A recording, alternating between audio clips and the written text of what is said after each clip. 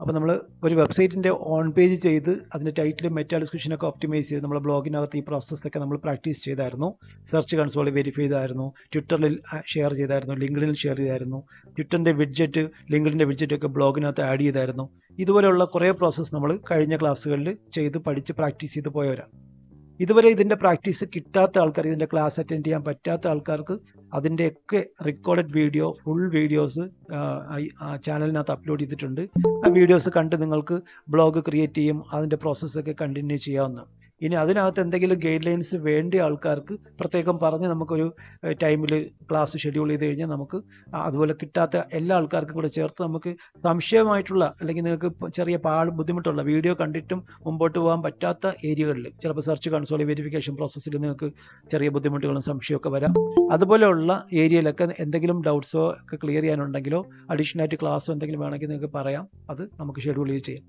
അപ്പോൾ നമ്മൾ ലാസ്റ്റ് ക്ലാസ്സുകളിൽ ബ്ലോഗറിന് ബുക്ക് മാർക്ക് ചെയ്യാൻ വേണ്ടി പഠിച്ചായിരുന്നു. അതിന് ഒരു ബ്ലോഗിലേക്ക് കുറേ ആൾക്കാരെ ഞാൻ ആഡ് ചെയ്തിട്ട് ചില പ്രോജക്റ്റ് ആ വെബ്സൈറ്റിൻ്റെ ചില പേജുകൾ തന്നിട്ട് ബുക്ക് മാർക്ക് ചെയ്യാനുള്ള ചില പ്രോസസ്സൊക്കെ നമ്മൾ ചെയ്തായിരുന്നു. അപ്പം ആ ബുക്ക് മാർക്കിംഗ് പ്രോസസ്സിലേക്ക് ഇൻവൈറ്റ് ചെയ്ത ആൾക്കാർക്ക് ആ ബുക്ക് മാർക്കിംഗ് കംപ്ലീറ്റ് ചെയ്യാം. ദയവേത് നിങ്ങൾ ഒരു 4 മണിക്ക് തുടങ്ങുന്ന ക്ലാസ് കുറച്ചുകൂടെ നേരത്തെയൊക്കെ 4 മണിക്ക് മുമ്പായിട്ട് ജോയിൻ ചെയ്യാൻ പറ്റുമെന്ന് നോക്കാം. നമ്മൾ ക്ലാസ് തുടങ്ങുന്നതിൻ്റെ ഇടയ്ക്ക് ആൾക്കാർ ഇങ്ങനെ വന്നുകൊണ്ടിരിക്കുമ്പോഴത്തേക്ക് അത് ചെറിയ പ്രശ്നമാണ്. അപ്പോൾ നമുക്ക് ഒരു കാര്യം ചെയ്യാം, ബ്ലോഗറിൽ ബുക്ക് മാർക്കിംഗ് നമ്മൾ പഠിച്ചു, അതുപോലെ വേർഡ്പ്രസിൻ്റെ ബുക്ക് മാർക്കിംഗ് നമ്മൾക്ക് പഠിക്കാം. വേർഡ്പ്രസിൽ ബുക്ക് മാർക്ക് ചെയ്യാനായിട്ട് ചെയ്യുന്ന ചില പ്രോസസ്സ് നമ്മൾ പഠിക്കുന്നതോടൊപ്പം തന്നെ ഓഫ് പേജ് എന്ന് പറയുന്ന ഒരു ആക്ടിവിറ്റിയെ പറ്റി, of page SEO, on page SEO നമുക്കറിയാം. SEO ചെയ്യുന്നതിൻ്റെ ഭാഗമായിട്ട് നമ്മുടെ വെബ്സൈറ്റിനകത്ത് നമ്മൾ വരുത്തുന്ന പല മാറ്റങ്ങൾ, പല രീതിയിൽ അതിനകത്ത് മോഡിഫിക്കേഷൻസ് വരുത്താറുണ്ട്. വളരെ ഈസി ആയിട്ട് നമ്മളെ പേജിനെ ഗൂഗിളിന് ക്രോൾ ചെയ്യാൻ പാകത്തിന് നമ്മളെ പേജിനെ ക്രോൾ ചെയ്ത് എന്തിനെ പറ്റിയുള്ള പേജാണെന്ന് മനസ്സിലാക്കാൻ പാകത്തിന് നമ്മൾ വെബ്സൈറ്റിനകത്ത് വരുത്തുന്ന മാറ്റങ്ങളാണ് നമ്മൾ ഓൺ പേജ് എന്നുള്ള തലത്തിൽ നമ്മൾ പഠിച്ചിട്ടുള്ളത്. ഓൺ പേജിനകത്ത് നമ്മൾ title optimisation, meta description optimisation, image optimisation, content, anchor text optimisation, ഇങ്ങനെയുള്ള കുറേ സംഗതികൾ, സബ് ഹെഡിങ്ങുകൾ ആഡ് ചെയ്യുക, ഇതുപോലുള്ള കുറേ പ്രോസസ്സുകൾ നമ്മൾ ബേസിക് ആയിട്ടുള്ള ഓൺ പേജ് ഒപ്റ്റിമൈസേഷൻ്റെ ഭാഗമായിട്ട് പഠിക്കുകയും ബ്ലോഗ് സ്പോട്ട് ബ്ലോഗിൽ അത് പ്രാക്ടീസ് ചെയ്യുകയൊക്കെ ചെയ്തു. അതുപോലെ തന്നെ വേർഡ്പ്രസ് ബ്ലോഗ് ക്രിയേറ്റ് ചെയ്തു. അതുപോലെ അതിനകത്തും വെരിഫൈ ചെയ്യണ പ്രോസസ്സും സെർച്ച് കൺസോളിൽ ആഡ് ചെയ്യണതും വെരിഫൈ ചെയ്യണതൊക്കെ നമ്മൾ പറഞ്ഞു പോയായിരുന്നു. പിന്നെയാണ് നമ്മൾ ബുക്ക് മാർക്കിംഗ് എന്ന് പറഞ്ഞൊരു പ്രോസസ്സിലേക്ക് വന്നത്. വെബ്സൈറ്റുകളുടെ പേജുകളെ ഓഫ് പേജ് ചെയ്യുന്ന വർക്കിൽ ഒന്നാണ് ബുക്ക് മാർക്കിംഗ്. അപ്പോൾ അവിടെ ബുക്ക് മാർക്ക് ചെയ്യുമ്പോൾ നമ്മൾ പബ്ലിഷ് ചെയ്യുന്ന ഒരു ബുക്ക് മാർക്കിംഗ് പോസ്റ്റിൽ നിന്ന്, ബ്ലോഗിനകത്ത് നമ്മൾ ക്രിയേറ്റ് ചെയ്യുന്ന ഒരു പോസ്റ്റിൽ നിന്ന് നമ്മൾ പ്രൊമോട്ട് ചെയ്യുന്ന ഒരു പേജിലേക്ക് ലിങ്ക് ആണ് നമുക്ക് അവിടെ കിട്ടുക. അപ്പോൾ ഈ കിട്ടുന്ന ലിങ്ക് നമുക്കറിയാം, നമ്മളെ വെബ് പേജിലേക്ക് വേറെ വെബ്സൈറ്റിൽ നിന്ന് പോയിന്റ് ചെയ്യുന്ന ലിങ്ക്സ് ഒക്കെയും നമ്മളെ റാങ്കിങ്ങിനെ റെക്കമെൻഡ് ചെയ്യുന്ന ഒരു പ്രധാനപ്പെട്ട ഒരു വോട്ട് ഓഫ് റെക്കമെൻഡേഷൻ ആയിട്ടാണ് ലിങ്കുകളെ ഗൂഗിൾ എടുക്കുക. അപ്പോൾ നമ്മളൊരു വെബ്സൈറ്റ് നല്ല രീതിയിൽ ഓപ്റ്റിമൈസ്ഡ് ആണ്, ഒരു കീവേഡിന് വേണ്ടി ടൈറ്റിലും മെറ്റാ ഡിസ്ക്രിപ്ഷനൊക്കെ ഓപ്റ്റിമൈസ്ഡ് ആണ്, അത് പബ്ലിഷ്ഡ് ആണ്, ഗൂഗിൾ സെർച്ച് കൺസോളിൽ വെരിഫൈ ചെയ്തിട്ടുണ്ടെങ്കിൽ, ഗൂഗിളിൽ അത് ക്രോൾ ചെയ്തിട്ടുണ്ടെങ്കിൽ, നമ്മളുടെ റാങ്കിങ് ഇമ്പ്രൂവ് ചെയ്യാൻ വേണ്ടി നമുക്ക് ചെയ്യാൻ പറ്റുന്ന ഒരു കുറേ സ്റ്റെപ്പ് ഓഫ് ആക്ടിവിറ്റീസിനെ ആണ് നമുക്ക് ഓഫ് പേജ് SEO എന്ന് പറയാം. ഓഫ് പേജ് SEOയ്ക്ക് അകത്ത് നമ്മൾ ചെയ്യുന്ന ആക്ടിവിറ്റീസ്, ഓഫ് പേജ് SEOയ്ക്കകത്ത് നമ്മൾ ചെയ്യുന്ന ആക്ടിവിറ്റീസിനെ ബ്ലോഗറിനകത്ത് ബുക്ക് മാർക്ക് ചെയ്യണത്, വേർഡ്പ്രസിനകത്ത് ബുക്ക് മാർക്ക് ചെയ്യണത്, അതുപോലെ തന്നെ നമ്മളുടെ വെബ്സൈറ്റുമായിട്ട് ബന്ധപ്പെട്ട് ലിങ്ക്സ് കിട്ടാൻ പറ്റുന്ന, പ്രത്യേകിച്ച് ക്വാളിറ്റി ഉള്ള വെബ്സൈറ്റുകളിൽ നിന്ന് ലിങ്ക്സ് കിട്ടാൻ പറ്റുന്ന ആക്ടിവിറ്റീസ്. ക്വാളിറ്റി ഉള്ള വെബ്സൈറ്റുകളിൽ നിന്ന് ലിങ്ക് കിട്ടുമ്പോൾ മാത്രമാണ് നമ്മളുടെ വെബ് പേജ് റാങ്കിങ്ങിൽ ഇമ്പ്രൂവ് ചെയ്യത്തുള്ളൂ. അപ്പം ലിങ്ക് എന്ന് പറയുന്നത് നമ്മളെ വെബ് പേജിനെ റാങ്ക് ചെയ്യാൻ ഹെൽപ്പ് ചെയ്യുന്ന ഒരു റെക്കമെൻഡേഷനായിട്ട് വർക്ക് ചെയ്യുന്ന ഒരു ഘടകമാണ്. നമ്മൾ വെബ്സൈറ്റ് ഗൂഗിളിൻ്റെ തന്നെ അല്ലെങ്കിൽ സെർച്ച് SEOയുടെ തന്നെ ഒരു തുടക്കത്തിലുള്ള ഹിസ്റ്ററി ആൻഡ് എവല്യൂഷൻ എന്ന് പറയുന്ന ഏരിയ പഠിപ്പിക്കുന്ന സമയത്ത് തന്നെ നമ്മൾ പഠിച്ച ഒരു സംഗതിയാണ്. ഒരു സമയത്ത് ഗൂഗിൾ ലിങ്ക് സ്പെസിഫിക് ആയിരുന്നു. ലിങ്ക് സ്പെസിഫിക് എന്നായിരുന്നു എന്ന് വെച്ച് കഴിഞ്ഞാൽ എന്താ, നമ്മളെ വെബ്സൈറ്റിലേക്ക് എപ്പോഴാണോ കൂടുതൽ വെബ്സൈറ്റുകളിൽ നിന്ന് ലിങ്ക്സ് കിട്ടുന്നത്, ആ ലിങ്ക്സിൻ്റെ എണ്ണത്തിൻ്റെ അടിസ്ഥാനത്തിൽ നമ്പർ ഓഫ് ലിങ്ക്സ് നമുക്ക് വെബ്സൈറ്റിലേക്ക് കിട്ടുമ്പോൾ ആ ഓരോ ലിങ്ക്സിനെയും നമ്മളെ വെബ്സൈറ്റിനെ റെക്കമെൻഡ് ചെയ്യുന്ന ഒരു വോട്ടായിട്ട് ഗൂഗിൾ കണക്കാക്കുകയും ആ വോട്ട് കൂടുതൽ കിട്ടുന്ന മുറയ്ക്ക് നമ്മൾ നല്ല രീതിയിൽ റാങ്ക് ചെയ്ത് വരികയും ചെയ്യുന്ന ഒരു സിറ്റുവേഷൻ, ലിങ്ക് സ്പെസിഫിക് ആക്കിയ ഒരു സമയം. എന്നാൽ നമ്മളെ വെബ്സൈറ്റിനെ റാങ്കിങ്ങിന് സ്വാധീനിക്കുന്ന, ഹെൽപ്പ് ചെയ്യുന്ന ഒരു പ്രധാനപ്പെട്ട ഘടകമായി ഇപ്പോഴും ലിങ്ക്സ് വർക്ക് ചെയ്യുന്നുണ്ട്. എന്ന് പറഞ്ഞാൽ നിങ്ങളുടെ വെബ് പേജ് ശരിക്ക് ഓപ്റ്റിമൈസ്ഡ് ആണെന്നുണ്ടെങ്കിൽ, നല്ല രീതിയിൽ ഓപ്റ്റിമൈസ് ചെയ്തിട്ടുണ്ടെങ്കിൽ, ടൈറ്റിലും മെറ്റാ ഡിസ്ക്രിപ്ഷനും ഒക്കെ നല്ല രീതിയിൽ ഓപ്റ്റിമൈസ് ചെയ്തിട്ടുണ്ടെങ്കിൽ, ഗൂഗിൾ സെർച്ച് കൺസോളിൽ വെരിഫൈ ചെയ്യുകയും സബ്മിറ്റ് ചെയ്ത് അത് ക്യാച്ച് ചെയ്യുകയൊക്കെ ചെയ്തിട്ടുണ്ടെങ്കിൽ, ഏതെങ്കിലും പൊസിഷനിൽ അത് റാങ്ക് ചെയ്യുന്നുണ്ടെങ്കിൽ, ആ റാങ്കിങ് ഇംപ്രൂവ് ചെയ്യാൻ നമുക്ക് പാകത്തിന് ഉപയോഗപ്പെടുത്താൻ പറ്റുന്ന സംഗതിയാണ് നമ്മളെ വെബ്സൈറ്റിലേക്ക് നമുക്ക് കിട്ടുന്ന ലിങ്ക്സ്. കുറേ വെബ്സൈറ്റുകൾ നമ്മളെ വെബ്സൈറ്റിലേക്ക് ലിങ്ക് കിട്ടിയാൽ ആ ലിങ്ക്സ് നമ്മളെ വെബ്സൈറ്റിനെ റെക്കമെൻഡ് ചെയ്യുന്നതായിട്ട് ആണ് ഗൂഗിൾ എടുക്കുക. ഓരോ റെക്കമെൻഡേഷൻ നമ്മളെ റാങ്കിങ്ങിനെ സ്വാധീനിക്കും. അങ്ങനെ ലിങ്ക്സ് കിട്ടാൻ വേണ്ടി നമുക്ക് ഉപയോഗപ്പെടുത്താൻ പറ്റുന്ന ചില റിസോഴ്സുകളാണ് നമ്മൾ ഇന്നത്തെ ക്ലാസ്സിനകത്ത് പറയാം. ഒന്ന്, ഞാൻ നേരത്തെ പറഞ്ഞ കണക്ക് ബ്ലോഗർ പോലെയുള്ള, ബ്ലോഗ് സ്പോട്ട് ബ്ലോഗ് പോലെയുള്ള ബ്ലോഗ് നമുക്ക് സപ്പോർട്ടിങ്ങിന് വേണ്ടി ക്രിയേറ്റ് ചെയ്തിട്ട് അതിനകത്ത് പോസ്റ്റ് ആഡ് ചെയ്ത് അവിടെ നിന്ന് ലിങ്ക് എടുക്കാം. അത് നമുക്ക് വളരെ ഈസി ആയിട്ട് ചെയ്യാൻ പറ്റുന്ന ആക്ടിവിറ്റിയാണ്. ഇങ്ങനെ ബിൽഡ് ചെയ്യുന്ന ബുക്ക് മാർക്കിംഗ് വഴിയോ ബ്ലോഗറിൽ ഷെയർ ചെയ്തോ എടുക്കുന്ന ലിങ്ക്സിനെ കൺട്രോൾഡ് ലിങ്ക്സ് ആയിട്ടാണ് നമ്മൾ കണക്കാക്കുക. കൺട്രോൾഡ് ലിങ്ക്സ് എന്ന് പറഞ്ഞാൽ എന്താ? ഈ ലിങ്കുകളെ നമുക്ക് തന്നെ കൺട്രോൾ ചെയ്യാൻ പറ്റും. എപ്പോഴെങ്കിലും ഈ ലിങ്ക്സ് ഓവറായി നമുക്ക് എന്തെങ്കിലും പ്രശ്നം ഉണ്ടെങ്കിൽ നമുക്ക് എന്ത് ചെയ്യാം? ലിങ്ക്സ് അവോയ്ഡ് ചെയ്യാം, അല്ലെങ്കിൽ ആ ലിങ്ക്സ് നമുക്ക് വേണ്ടാന്ന് വെക്കാം, ലിങ്ക്സ് റിമൂവ് ചെയ്യാം, അല്ലെങ്കിൽ അതിനകത്ത് തന്നെ നോ ഫോളോ ആഡ് ചെയ്യാം. നമ്മൾ ഹിസ്റ്ററി ആൻഡ് എവല്യൂഷൻ പഠിച്ചപ്പോൾ തന്നെ നമ്മൾ പഠിച്ച വേറൊരു പോയിന്റാണ് പാസിംഗ് ദ ജ്യൂസ് എന്ന് പറയുന്ന ഒരു ഏരിയ പഠിച്ചു കഴിഞ്ഞിട്ട്, ലിങ്ക് ജ്യൂസ് പാസ് ചെയ്ത് പോകുന്നതിനെ പറ്റി പഠിക്കുന്ന സമയത്ത് തന്നെ ഗൂഗിൾ കൊണ്ടുവന്ന REL = നോ ഫോളോ എന്ന് പറഞ്ഞ ആട്രിബ്യൂഷൻ. നമ്മളെ വെബ്സൈറ്റിനകത്തുനിന്ന് നമ്മൾ ആഡ് ചെയ്യുന്ന ലിങ്ക്സ് ഒക്കെയും നോ ഫോളോ ആക്കാനായിട്ട് നമ്മൾ കൊടുക്കുന്ന ഒരു ആട്രിബ്യൂഷനാണ് REL റിലേഷൻ. REL = ഇൻവെർട്ടർ കൊമ്മയ്ക്കകത്ത് നോ ഫോളോ എന്ന് കൊടുത്തു കഴിഞ്ഞാൽ നമ്മുടെ വെബ്സൈറ്റിനകത്തു നിന്നുള്ള ലിങ്ക്സ് ഒക്കെ ഇക്വിറ്റി പാസ് ചെയ്യത്തില്ല എന്ന് നമ്മൾ പഠിച്ചിട്ടുണ്ട്. അപ്പോൾ നമ്മൾ ബിൽഡ് ചെയ്തിരിക്കുന്ന ഏതെങ്കിലും ലിങ്ക്സ്, എസ്പെഷ്യലി ബുക്ക് മാർക്ക് ചെയ്തോ ബ്ലോഗറിൽ ഷെയർ ചെയ്തോ അല്ലെങ്കിൽ വേർഡ്പ്രസ്സിനകത്ത് ഷെയർ ചെയ്തോ ടംബ്ലറിനകത്തോ ഷെയർ ചെയ്തൊക്കെ നമ്മൾ ക്രിയേറ്റ് ചെയ്തിരിക്കുന്ന ഒരു ബ്ലോഗ്, ആ ബ്ലോഗിനകത്തേക്ക് നമ്മൾ ബുക്ക് മാർക്ക് ചെയ്യുന്നത് അതിൻ്റെ റാങ്കിങ്ങിന് ഹെൽപ്പ് ചെയ്യുന്നതിന് പകരം നമുക്ക് എന്തെങ്കിലും രീതിയിലുള്ള ഒരു പ്രശ്നം വരികയാണെന്നുണ്ടെങ്കിൽ, നമുക്ക് ആ പ്രശ്നത്തിൻ്റെ കാര്യം വരുമ്പോൾ നമ്മൾ മനസ്സിലാക്കണം, പെൻഗ്വിൻ പോലെയുള്ള ആൽഗോരിതം ചേഞ്ചസ് ഗൂഗിൾ നടത്തിയിട്ടുണ്ട്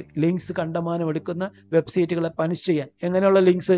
പെയ്ഡ് ലിങ്ക്സ് എടുക്കുക, ലിങ്ക് എക്സ്ചേഞ്ച് നടത്തുക, അല്ലെങ്കിൽ ക്വാളിറ്റി കുറഞ്ഞ വെബ്സൈറ്റുകളിൽ നിന്ന് ലിങ്ക്സ് എടുക്കുക, അല്ലെങ്കിൽ ലിങ്ക് ഫാമിംഗ് നടത്തുക, ലിങ്ക് ഫാമിംഗ് ആക്ടിവിറ്റീസ് ഒക്കെ ചെയ്യുന്ന ഒരുപാട് കണ്ടമാനം കമൻറ്റ് സ്പാമിംഗ് നടത്തുക, കണ്ടമാനം ഗസ്റ്റ് ബ്ലോഗിങ് നടത്തുക, അതുപോലെ തന്നെ ഏതെങ്കിലും രീതിയിലുള്ള ആർട്ടിഫിഷ്യൽ ലിങ്ക്സ് ബിൽഡ് ചെയ്യുക. ഇതൊക്കെ ഗൂഗിൾ ശ്രദ്ധയോടുകൂടി നോക്കിയിട്ട് അതൊക്കെ ക്വാളിറ്റി കുറഞ്ഞ തരത്തിലുള്ള ലിങ്ക്സ് ആണെങ്കിലോ പണിഷബിൾ ആയിട്ടുള്ള എന്തെങ്കിലും മാനിപ്പുലേറ്റീവ് ലിങ്ക് ബിൽഡിംഗ് ആക്ടിവിറ്റീസ് ആണെങ്കിലോ ഗൂഗിൾ നമ്മളെ പണിഷ് ചെയ്യാറുണ്ട്.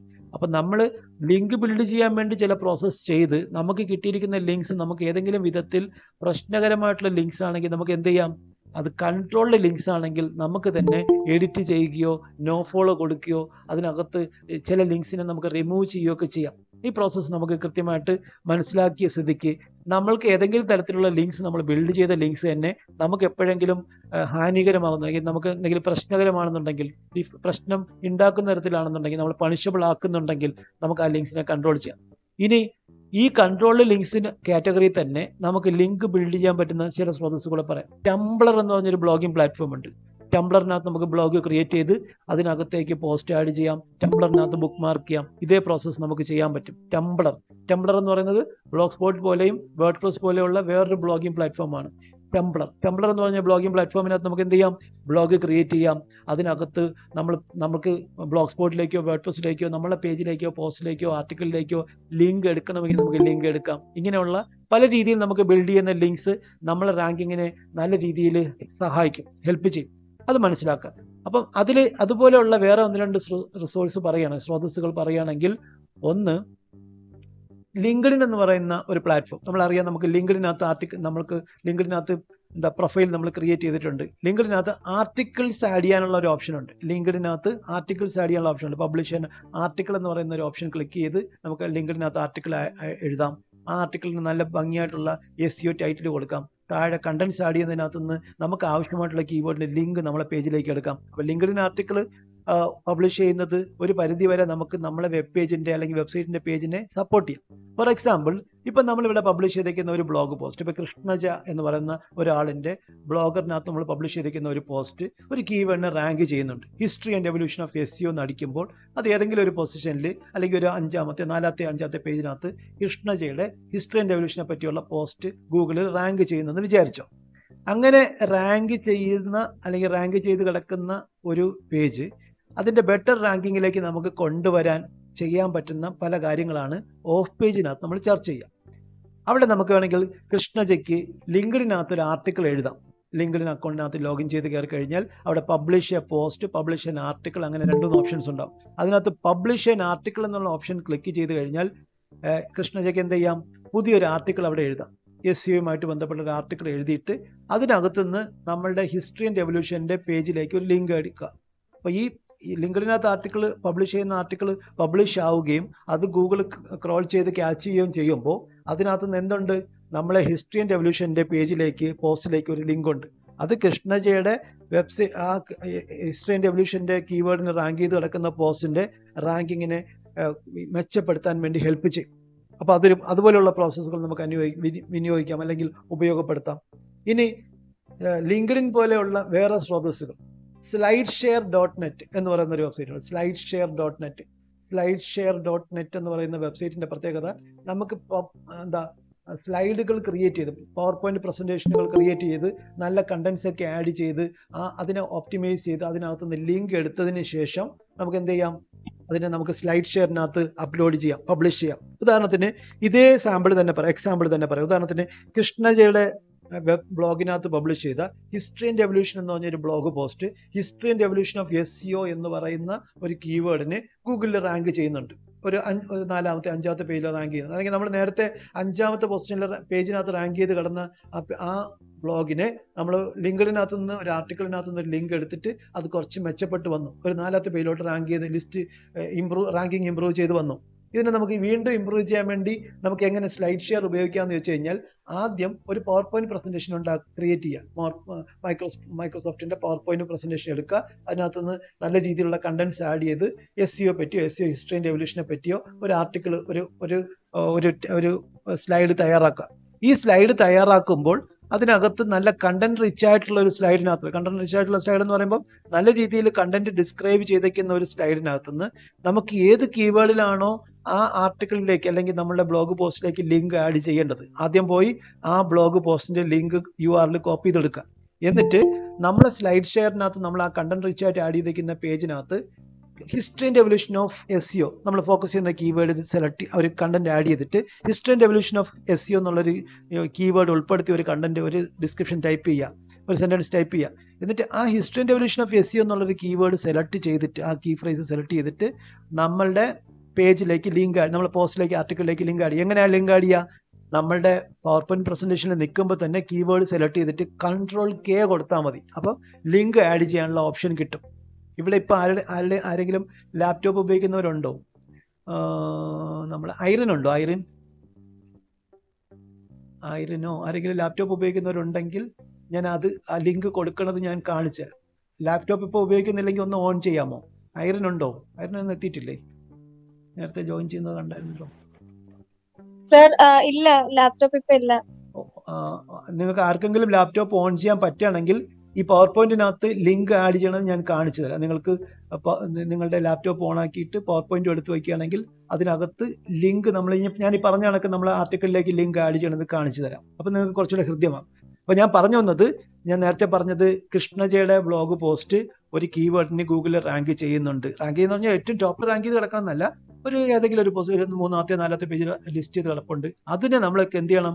റാങ്കിങ് ഇമ്പ്രൂവ് ചെയ്യണം. അപ്പോൾ ഈ SEO സാങ്കേതിക വിദ്യ നമ്മൾ പഠിച്ചു കഴിഞ്ഞിട്ട് ഏതെങ്കിലും ഒരു വെബ്സൈറ്റിന് വേണ്ടിയിട്ടോ, അത് വെബ്സൈറ്റ് എന്ന് പറയുമ്പോൾ നമ്മൾ എടുക്കുന്ന ഒരു വർക്കാകാം, നമുക്ക് ഫ്രീലാൻസ് ആയിട്ട് കിട്ടുന്ന ഒരു വർക്കാകാം, അല്ലെങ്കിൽ നമ്മളൊരു ഇന്റേൺഷിപ്പിൽ ഒരു കമ്പനി ജോയിൻ ചെയ്തിട്ട് അവിടുത്തെ വെബ്സൈറ്റിന് വേണ്ടി വർക്ക് ചെയ്യുന്നതാകാം. സിമിലർലി നമ്മളുടെ തന്നെ ഒരു ഓൺ ബിസിനസ്, അല്ലെങ്കിൽ നമ്മളെ പാരൻസ് നടത്തുന്ന ബിസിനസിനെ പറ്റി ഒരു വെബ്സൈറ്റ് ഉണ്ട്. ചിലപ്പോൾ ഇതിനകത്ത് ഇപ്പോൾ 64 ആൾക്കാരുള്ളതിനകത്ത് 1-2 ആൾക്കാർക്കെങ്കിലും പാരൻസിന് ബിസിനസ് ഉള്ള ആൾക്കാരുണ്ടാവും, അവർക്ക് വെബ്സൈറ്റ് ഉണ്ടാകും. അപ്പോൾ ആ ഒരു വെബ്സൈറ്റ് ഒപ്റ്റിമൈസ്ഡ് ആവുകയും അല്ലെങ്കിൽ ആ വെബ്സൈറ്റ് ഒരു കീവേഡിനെ റാങ്ക് ചെയ്യണം. ഉദാഹരണത്തിന് കൺസ്ട്രക്ഷൻ കമ്പനിയുള്ള ഒരാൾ, ഇപ്പം പാരൻസിന് കൺസ്ട്രക്ഷൻ കമ്പനിയാണ്, അതുമായിട്ട് ബന്ധപ്പെട്ട ഒരു കീവേഡ് ആ വെബ്സൈറ്റ് ഉണ്ട്. ആ വെബ്സൈറ്റിനെ നമുക്ക് കൺസ്ട്രക്ഷൻ കമ്പനി ഇൻ കൊച്ചി എന്നൊരു കീവേഡിനെ റാങ്ക് ചെയ്യണം. നമുക്ക് പഠിച്ചു വെച്ചിരിക്കുന്ന ഓൺ പേജ് ഒപ്റ്റിമൈസേഷൻ വെബ്സൈറ്റിനകത്ത് പ്രാക്ടീസ് ചെയ്ത് ആ പേജിനെ, ഈ കൺസ്ട്രക്ഷൻ കമ്പനി ഇൻ കൊച്ചി എന്നുള്ളൊരു കീവേഡിന് വേണ്ടി മെയിൻറ്റെയിൻ ചെയ്യുന്ന പേജിനെ നമുക്ക് ടൈറ്റിലും മെറ്റാ ഡിസ്ക്രിപ്ഷനും കണ്ടന്റും ഒക്കെ ഒപ്റ്റിമൈസ് ചെയ്ത്, ഇനി അത് നിങ്ങൾക്ക് പാരൻസിനുള്ളത് കൺസ്ട്രക്ഷൻ കമ്പനിയുടേതല്ല, ഇപ്പം ജുവലറിയുടെ വെബ്സൈറ്റ് ആണ്, അല്ലെങ്കിൽ വേറെ ഏതെങ്കിലും ബിസിനസ് നടത്തുന്ന വെബ്സൈറ്റ് ആണ്, നമുക്ക് അതിനകത്ത് ചെയ്യാൻ പറ്റും. അപ്പം നമ്മൾ പഠിച്ചു വെച്ചിരിക്കുന്ന ഒരു ടെക്നിക്കൽ സൈഡ്, ഉദാഹരണത്തിന് ടൈറ്റിൽ ഒപ്റ്റിമൈസ് ചെയ്യുക, മെറ്റാ ഡിസ്ക്രിപ്ഷൻ ഒപ്റ്റിമൈസ് ചെയ്യുക, കണ്ടന്റ് ഒപ്റ്റിമൈസ് ചെയ്യുക. ഇതൊക്കെ ചെയ്ത് കഴിഞ്ഞിട്ട് നമ്മൾ എന്ത് ചെയ്യണം? നമ്മളെ വെബ്സൈറ്റിനെ സെർച്ച് കൺസോളിൽ വെരിഫൈ ചെയ്ത് കഴിഞ്ഞാൽ അത് നമ്മൾ ഉദ്ദേശിക്കുന്ന കീവേഡിന് എവിടെയെങ്കിലും റാങ്ക് ചെയ്യുന്നുണ്ടോ എന്ന് നോക്കുക. തുടക്കത്തിൽ തന്നെ നമ്മൾ ഒരു പേജിനെ ഒപ്റ്റിമൈസ് ചെയ്ത് കഴിഞ്ഞാൽ ഗൂഗിളിന്റെ ഫസ്റ്റ് പൊസിഷനിലേക്ക് റാങ്ക് ചെയ്ത് വരാൻ സാധ്യതയുണ്ടോ? വളരെ കുറവാണ്. കാരണം അതേ കാറ്റഗറിയിൽ വേറെ SEO ചെയ്യുന്ന വെബ്സൈറ്റുകളൊക്കെ ഉണ്ടാകും. ഉദാഹരണത്തിന് ഒരു ഇന്റീരിയർ ഡിസൈനിങ് കമ്പനി കൊച്ചി എന്നുള്ളൊരു കീവേഡിന് ഒരു ഇന്റീരിയർ ഡിസൈനിങ് കമ്പനിയുടെ വെബ് പേജിനെ നമ്മൾ ഒപ്റ്റിമൈസ് ചെയ്ത് കഴിഞ്ഞാൽ നമ്മൾ അതിൻ്റെ അകത്ത് ടൈറ്റിലും മെറ്റാ ഡിസ്ക്രിപ്ഷനൊക്കെ ഒപ്റ്റിമൈസ് ചെയ്ത് മോഡിഫൈ ചെയ്ത് ഗൂഗിൾ സെർച്ച് കൺസോൾ വെരിഫൈ ചെയ്തെന്ന് പറഞ്ഞാൽ ഗൂഗിൾ ക്യാച്ച് ചെയ്യുന്നുണ്ടാവും. പക്ഷെ ടോപ്പ് പൊസിഷനിലേക്ക് റാങ്ക് ചെയ്ത് വരണമെന്നില്ല. അങ്ങനെ റാങ്ക് ചെയ്ത് വരാൻ വേണ്ടി ആ വെബ് പേജിനെ റാങ്ക് ചെയ്യാൻ അല്ലെങ്കിൽ അവിടെ അതേ കീവേഡിനെ റാങ്ക് ചെയ്യുന്ന വേറെ വെബ്സൈറ്റുകൾ ഉണ്ടാകും. അവരെ പിന്തള്ളി നമുക്ക് എന്ത് ചെയ്യണം? നമ്മൾ ഒരു 3ാമത്തെ പേജിലോ 4ാമത്തെ പേജോ കിടക്കുന്ന നമ്മുടെ വെബ്സൈറ്റിനെ നമ്മൾ ബെറ്റർ പൊസിഷനിലേക്ക് കൊണ്ടുവരാൻ വേണ്ടി നമുക്ക് ഉപയോഗപ്പെടുത്താൻ പറ്റുന്ന ഓഫ് പേജ് വർക്കുകളാണ് നമ്മൾ പഠിച്ചുകൊണ്ടിരിക്കുന്നത്. അതിന് നമ്മളെ പേജിനെ നമ്മൾ ചെയ്തേക്കുന്ന ആ കീവേഡിന് നമുക്ക് ബ്ലോഗറിലേക്ക് ബുക്ക് മാർക്ക് ചെയ്യാം. അത് നമ്മൾ കഴിഞ്ഞ 2 ക്ലാസ്സിന് മുമ്പ് പഠിച്ചിട്ടുണ്ട്. വേർഡ്പ്രസ്സിലേക്ക് ബുക്ക് മാർക്ക് ചെയ്യാം. ടംബ്ലർ ബ്ലോഗ് ക്രിയേറ്റ് ചെയ്ത് ബുക്ക് മാർക്ക് ചെയ്യാം. അത് പഠിക്കാനുണ്ട്. അതിൻ്റെ ഒരു വീഡിയോ ക്ലാസ്സിൻ്റെ ലിങ്ക് ഞാൻ അയച്ചുതരാം. നിങ്ങളത് നോക്കിയിട്ട് ടംബ്ലർ ബ്ലോഗ് ക്രിയേറ്റ് ചെയ്യാൻ പറ്റുമെന്ന് നോക്കുക. അതിനകത്ത് വിശദമായിട്ട് പഠിപ്പിക്കുന്ന അതേ കാര്യങ്ങൾ കഴിഞ്ഞ ബാച്ചുകാർക്ക് പഠിപ്പിച്ചതിൻ്റെ വീഡിയോ ആണത്. അത് നിങ്ങളൊന്ന് ട്രൈ ചെയ്ത് നോക്കുക.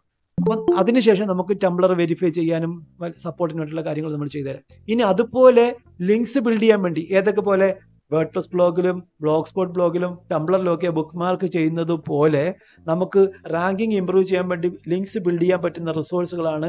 ഒന്ന്, ലിങ്ക്ഡിനകത്ത് ആർട്ടിക്കിൾ പബ്ലിഷ് ചെയ്ത് നമുക്ക് ഫോക്കസ് ചെയ്യുന്ന കീവേഡ് തന്നെ ഒരു ലിങ്ക് നമ്മളെ പേജിലേക്ക് എടുത്തു. ഏത് പേജ്? നമുക്കിപ്പോൾ ഇന്റീരിയർ ഡിസൈനിങ് കമ്പനി കൊച്ചി എന്നുള്ളൊരു കീവേഡിന് നമ്മൾ ഒപ്റ്റിമൈസ് ചെയ്ത പേജ് ഇപ്പോൾ ഒരു 5ാമത്തെ പേജിനകത്തുണ്ട് അല്ലെങ്കിൽ 4ാമത്തെ പേജിനകത്തുണ്ട്. അതിൻ്റെ റാങ്കിങ് ഇംപ്രൂവ് ചെയ്യാൻ വേണ്ടി നമുക്ക് എന്ത് ചെയ്യാം? ഇന്റീരിയർ ഡിസൈനിങ്ങുമായിട്ട് ബന്ധപ്പെട്ട ഒരു ആർട്ടിക്കിൾ എഴുതി ഉണ്ടാക്കി ഈ ആർട്ടിക്കിളിനെ ലിങ്ക്ഡിനകത്ത് പബ്ലിഷ് ചെയ്യാം. അപ്പോൾ ഈ ആർട്ടിക്കിൾ എഴുതുമ്പോൾ നമ്മളൊരു വലിയ ഇന്റീരിയർ ഡിസൈനിങ് കമ്പനിയുടെ ഭാഗമാണെന്നോ നമ്മളെ കമ്പനി ഇന്ന ഫെസിലിറ്റീസ് ഉണ്ടെന്നോ നമ്മളിങ്ങനെ പെർഗോളൊക്കെ അടിച്ച് ഇന്റീരിയർ ഡിസൈനിങ് ചെയ്യാറുണ്ടെന്നോ നമ്മളെ സ്ക്വയർ ഫീറ്റ് റേറ്റ് ഇത്രയാണെന്നൊക്കെ അല്ല എഴുതി വയ്ക്കുക.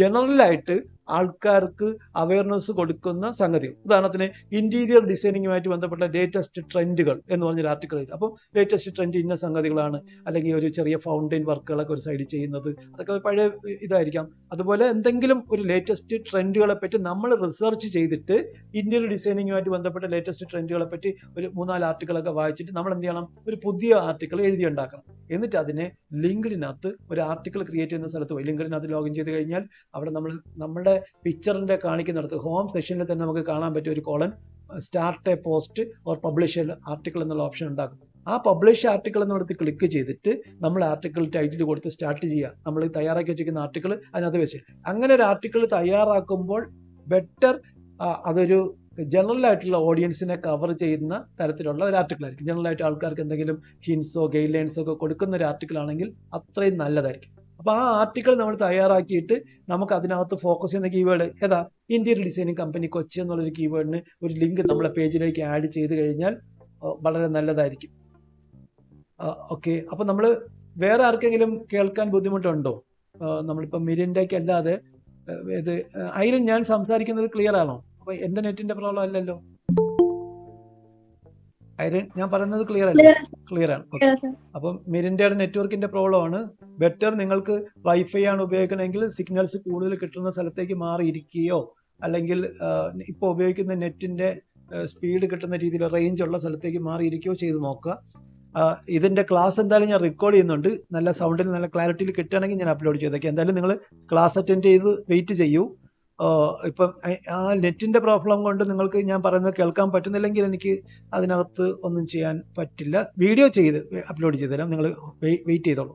ഓക്കെ, അപ്പോൾ ഞാൻ പറഞ്ഞു വന്നത് നമ്മൾ ഓൺ പേജ് ചെയ്ത് റാങ്ക് ചെയ്യുന്ന ഒരു പേജിനെ നമ്മൾ റാങ്കിങ് ഇംപ്രൂവ് ചെയ്യാൻ വേണ്ടി നമുക്ക് എന്ത് ചെയ്യാം? ലിങ്ക്ഡിൻ പോലെയുള്ള ആർട്ടിക്കിൾ പബ്ലിഷ് ചെയ്യാൻ പറ്റുന്ന സ്ഥലത്തിലാണ്. ഇനി രണ്ടാമത് പറഞ്ഞതാണ് പവർ പോയിന്റ് പ്രസന്റേഷൻ ഉണ്ടാക്കി എന്തിനെ പറ്റി അവിടെ ഇതുപോലെ എന്തെങ്കിലും ഒരു ആർട്ടിക്കിളാണ് എഴുതി ഉണ്ടാക്കുക. അപ്പോൾ ഈ ആർട്ടിക്കിൾസിനെ പറ്റി പറയുമ്പോൾ നമ്മളിപ്പം മടിയുള്ള ആൾക്കാരായിരിക്കുമല്ലോ ഭൂരിഭാഗം ആൾക്കാർ. നമ്മൾ വിചാരിക്കും ഓക്കെ നമ്മൾ ലിങ്ക്ഡിനകത്ത് പബ്ലിഷ് ചെയ്ത് അതേ ആർട്ടിക്കിൾ തന്നെ സ്ലൈഡ് ഷെയറിനകത്ത് ഇടാൻ പറ്റുമോ എന്നൊക്കെ ചോദിക്കും. പക്ഷെ അതൊരിക്കലും ചെയ്യരുത്. അങ്ങനെ ഒരു ക്വാളിറ്റി കുറഞ്ഞ ഒരു കണ്ടന്റോ അല്ലെങ്കിൽ ഡ്യൂപ്ലിക്കേറ്റ് കണ്ടന്റോ ഉപയോഗിച്ച് ഓഫ് പേജ് ചെയ്യാതിരിക്കുന്നതാണ് കുറച്ചുകൂടെ നല്ലത്. അങ്ങനെ ചെയ്യാതിരുന്നാലും നമ്മൾ റാങ്കിങ് ചിലപ്പോൾ ഇമ്പ്രൂവ് ചെയ്തു വരും. ഈ 5ാമത്തെ പേജ് കിടക്കുന്നത് ചിലപ്പോൾ വെറുതെ ഇരുന്നാലും നമ്മൾ നല്ല ഇന്റീരിയർ വർക്ക് 2-3 കമ്പനികൾ ചെയ്തു കൊടുത്തു കഴിഞ്ഞാലും പേരും പ്രശസ്തിയും കൊണ്ടൊക്കെ ചിലപ്പം ചില ആൾക്കാർ അതിനകത്തേക്ക് ലിങ്ക് ചെയ്തോ മെൻഷൻ ചെയ്തോ ഒക്കെ നമ്മുടെ റാങ്കിങ് ഇമ്പ്രൂവ് ചെയ്ത് വരാം.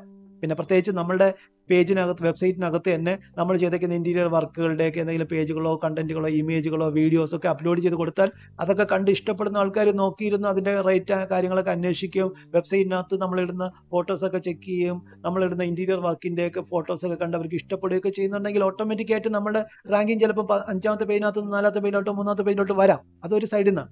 എന്നാൽ ഒരിക്കലും കണ്ടന്റ് ക്വാളിറ്റി കുറഞ്ഞ അല്ലെങ്കിൽ ഡ്യൂപ്ലിക്കേറ്റ് കണ്ടന്റ് ഉള്ള ഒരു കണ്ടന്റ് വെച്ച് ഒരിക്കലും ബുക്ക് മാർക്കിങ്ങോ ഇതുപോലെയുള്ള ആർട്ടിക്കിൾ സബ്മിഷനോ ചെയ്യേണ്ട ആവശ്യമില്ല. അല്ലാതിരുന്നാലും ചിലപ്പോൾ നമ്മൾ റാങ്കിങ് ഇമ്പ്രൂവ് ചെയ്യും. പക്ഷെ നമുക്ക് സമയമുണ്ട്, നമുക്ക് ക്ഷമയുണ്ട്, നമുക്ക് അതുപോലെയുള്ള ആർട്ടിക്കിൾസ് എഴുതി ഉണ്ടാക്കാൻ വേണ്ടി നമുക്ക് സാധിക്കുമെങ്കിൽ ജനറലായിട്ട് ഒരു ഓഡിയൻസിനെ കവർ ചെയ്യുന്ന തരത്തിലുള്ള ഒരു ആർട്ടിക്കിൾ എഴുതി ഉണ്ടാക്കുക. എന്തിനെപ്പറ്റി? ഇന്റീരിയർ ഡിസൈനിങ്ങുമായിട്ട് ബന്ധിപ്പിക്കാൻ പറ്റുന്ന, ഞാൻ ഈ പറഞ്ഞ കണക്ക് ട്രെൻഡോ ലേറ്റസ്റ്റ് ഇന്റീരിയർ ഡിസൈനിങ് ചേഞ്ചസോ അതിനെപ്പറ്റിയൊക്കെ പറയാം. അല്ലെങ്കിൽ ഇൻഡസ്ട്രിയിലുണ്ടാകുന്ന ബൂമുകളെ പറ്റിയൊക്കെ നമുക്ക് ഒരു ആർട്ടിക്കിൾ എഴുതി ഉണ്ടാക്കി അതിനെ നമ്മൾ എന്ത് ചെയ്യണം? സ്ലൈഡ് ഷെയറിനകത്ത് പബ്ലിഷ് ചെയ്യാൻ പാകത്തിന് ആദ്യം നമ്മുടെ കമ്പ്യൂട്ടറിനകത്ത് മൈക്രോസോഫ്റ്റ് പവർ പോയിന്റ് എടുക്കുക. അതിനകത്ത് നമുക്കൊരു ഹെഡിങ് കൊടുത്ത് നല്ല ഭംഗിയായിട്ട് പവർ പോയിന്റ് പ്രസന്റേഷൻ ഉണ്ടാക്കുക. അങ്ങനെ ഉണ്ടാക്കുന്ന പവർ പോയിന്റ് പ്രസന്റേഷനകത്ത് നമ്മൾ കൊടുക്കുന്ന കണ്ടന്റ് റിച്ച് ആയിട്ടുള്ള ഡിസ്ക്രിപ്ഷൻ എഴുതി നല്ല റിച്ച് ആയിട്ടുള്ള ഒരു സ്ലൈഡിനകത്ത് അതിനകത്തൊരു 6-7 സ്ലൈഡുള്ള ഒരു പവർ പോയിന്റ് പ്രസന്റേഷനാണ് ഉണ്ടാക്കേണ്ടത്. അപ്പോൾ അത്യാവശ്യം കണ്ടന്റ് ഒക്കെ നമ്മൾ എഴുതിയാണ് പോവേണ്ടത്. നല്ല ഇമേജ് ഒക്കെ കൊടുക്കുന്നത് വളരെ നല്ലതാണ്. കാരണം നല്ല ഇമേജ് കൊടുക്കുമ്പോൾ സ്ലൈഡ് ഷെയറിനകത്ത് തന്നെ ഇത് പബ്ലിഷ് ചെയ്യുമ്പോൾ അതിന് റിലവൻ്റ് ആയിട്ടുള്ള ഒരു കാറ്റഗറി ആഡ് ചെയ്ത് കഴിഞ്ഞാൽ അവിടെ നിന്ന് തന്നെ കുറേ ലൈക്സും വ്യൂസും ഒക്കെ കിട്ടും. അപ്പം നമ്മളെ സ്ലൈഡ് ഷെയർ അക്കൗണ്ട് കുറച്ചുകൂടെ ബെറ്റർ ആകും. നോക്കിയേ, ഇനി ഞാൻ ആരെങ്കിലും ഇതിൻ്റെ ഇടയ്ക്ക് വെച്ച് ലാപ്ടോപ്പ് ഓൺ ആക്കിയിട്ടുണ്ടെങ്കിൽ പവർ പോയിന്റ് പ്രസന്റേഷൻ എടുത്തു കഴിഞ്ഞാൽ അതിനകത്ത് ലിങ്ക് എങ്ങനെയാണ് ആഡ് ചെയ്യണമെന്ന് കാണിച്ചു തരാം. ഞാൻ പറഞ്ഞു വന്നത്, നമ്മൾ ഇന്റീരിയർ ഡിസൈനിങ് കൊച്ചി എന്നുള്ള ഒരു കീവേഡിന് വേണ്ടി മെയിൻറ്റെയിൻ ചെയ്തിരിക്കുന്ന ഒരു പേജ് നമ്മൾ ലിങ്ക്ഡിനകത്തൊക്കെ ആർട്ടിക്കിൾ ആഡ് ചെയ്ത് പബ്ലിഷ് ചെയ്ത് റെഡിയായി വന്നിട്ടുണ്ട്. അതിനെ ഇമ്പ്രൂവ് ചെയ്യാൻ വേണ്ടി നമ്മളൊരു പവർ പോയിന്റ് പ്രസന്റേഷൻ ഉണ്ടാക്കിയിട്ടുണ്ട്.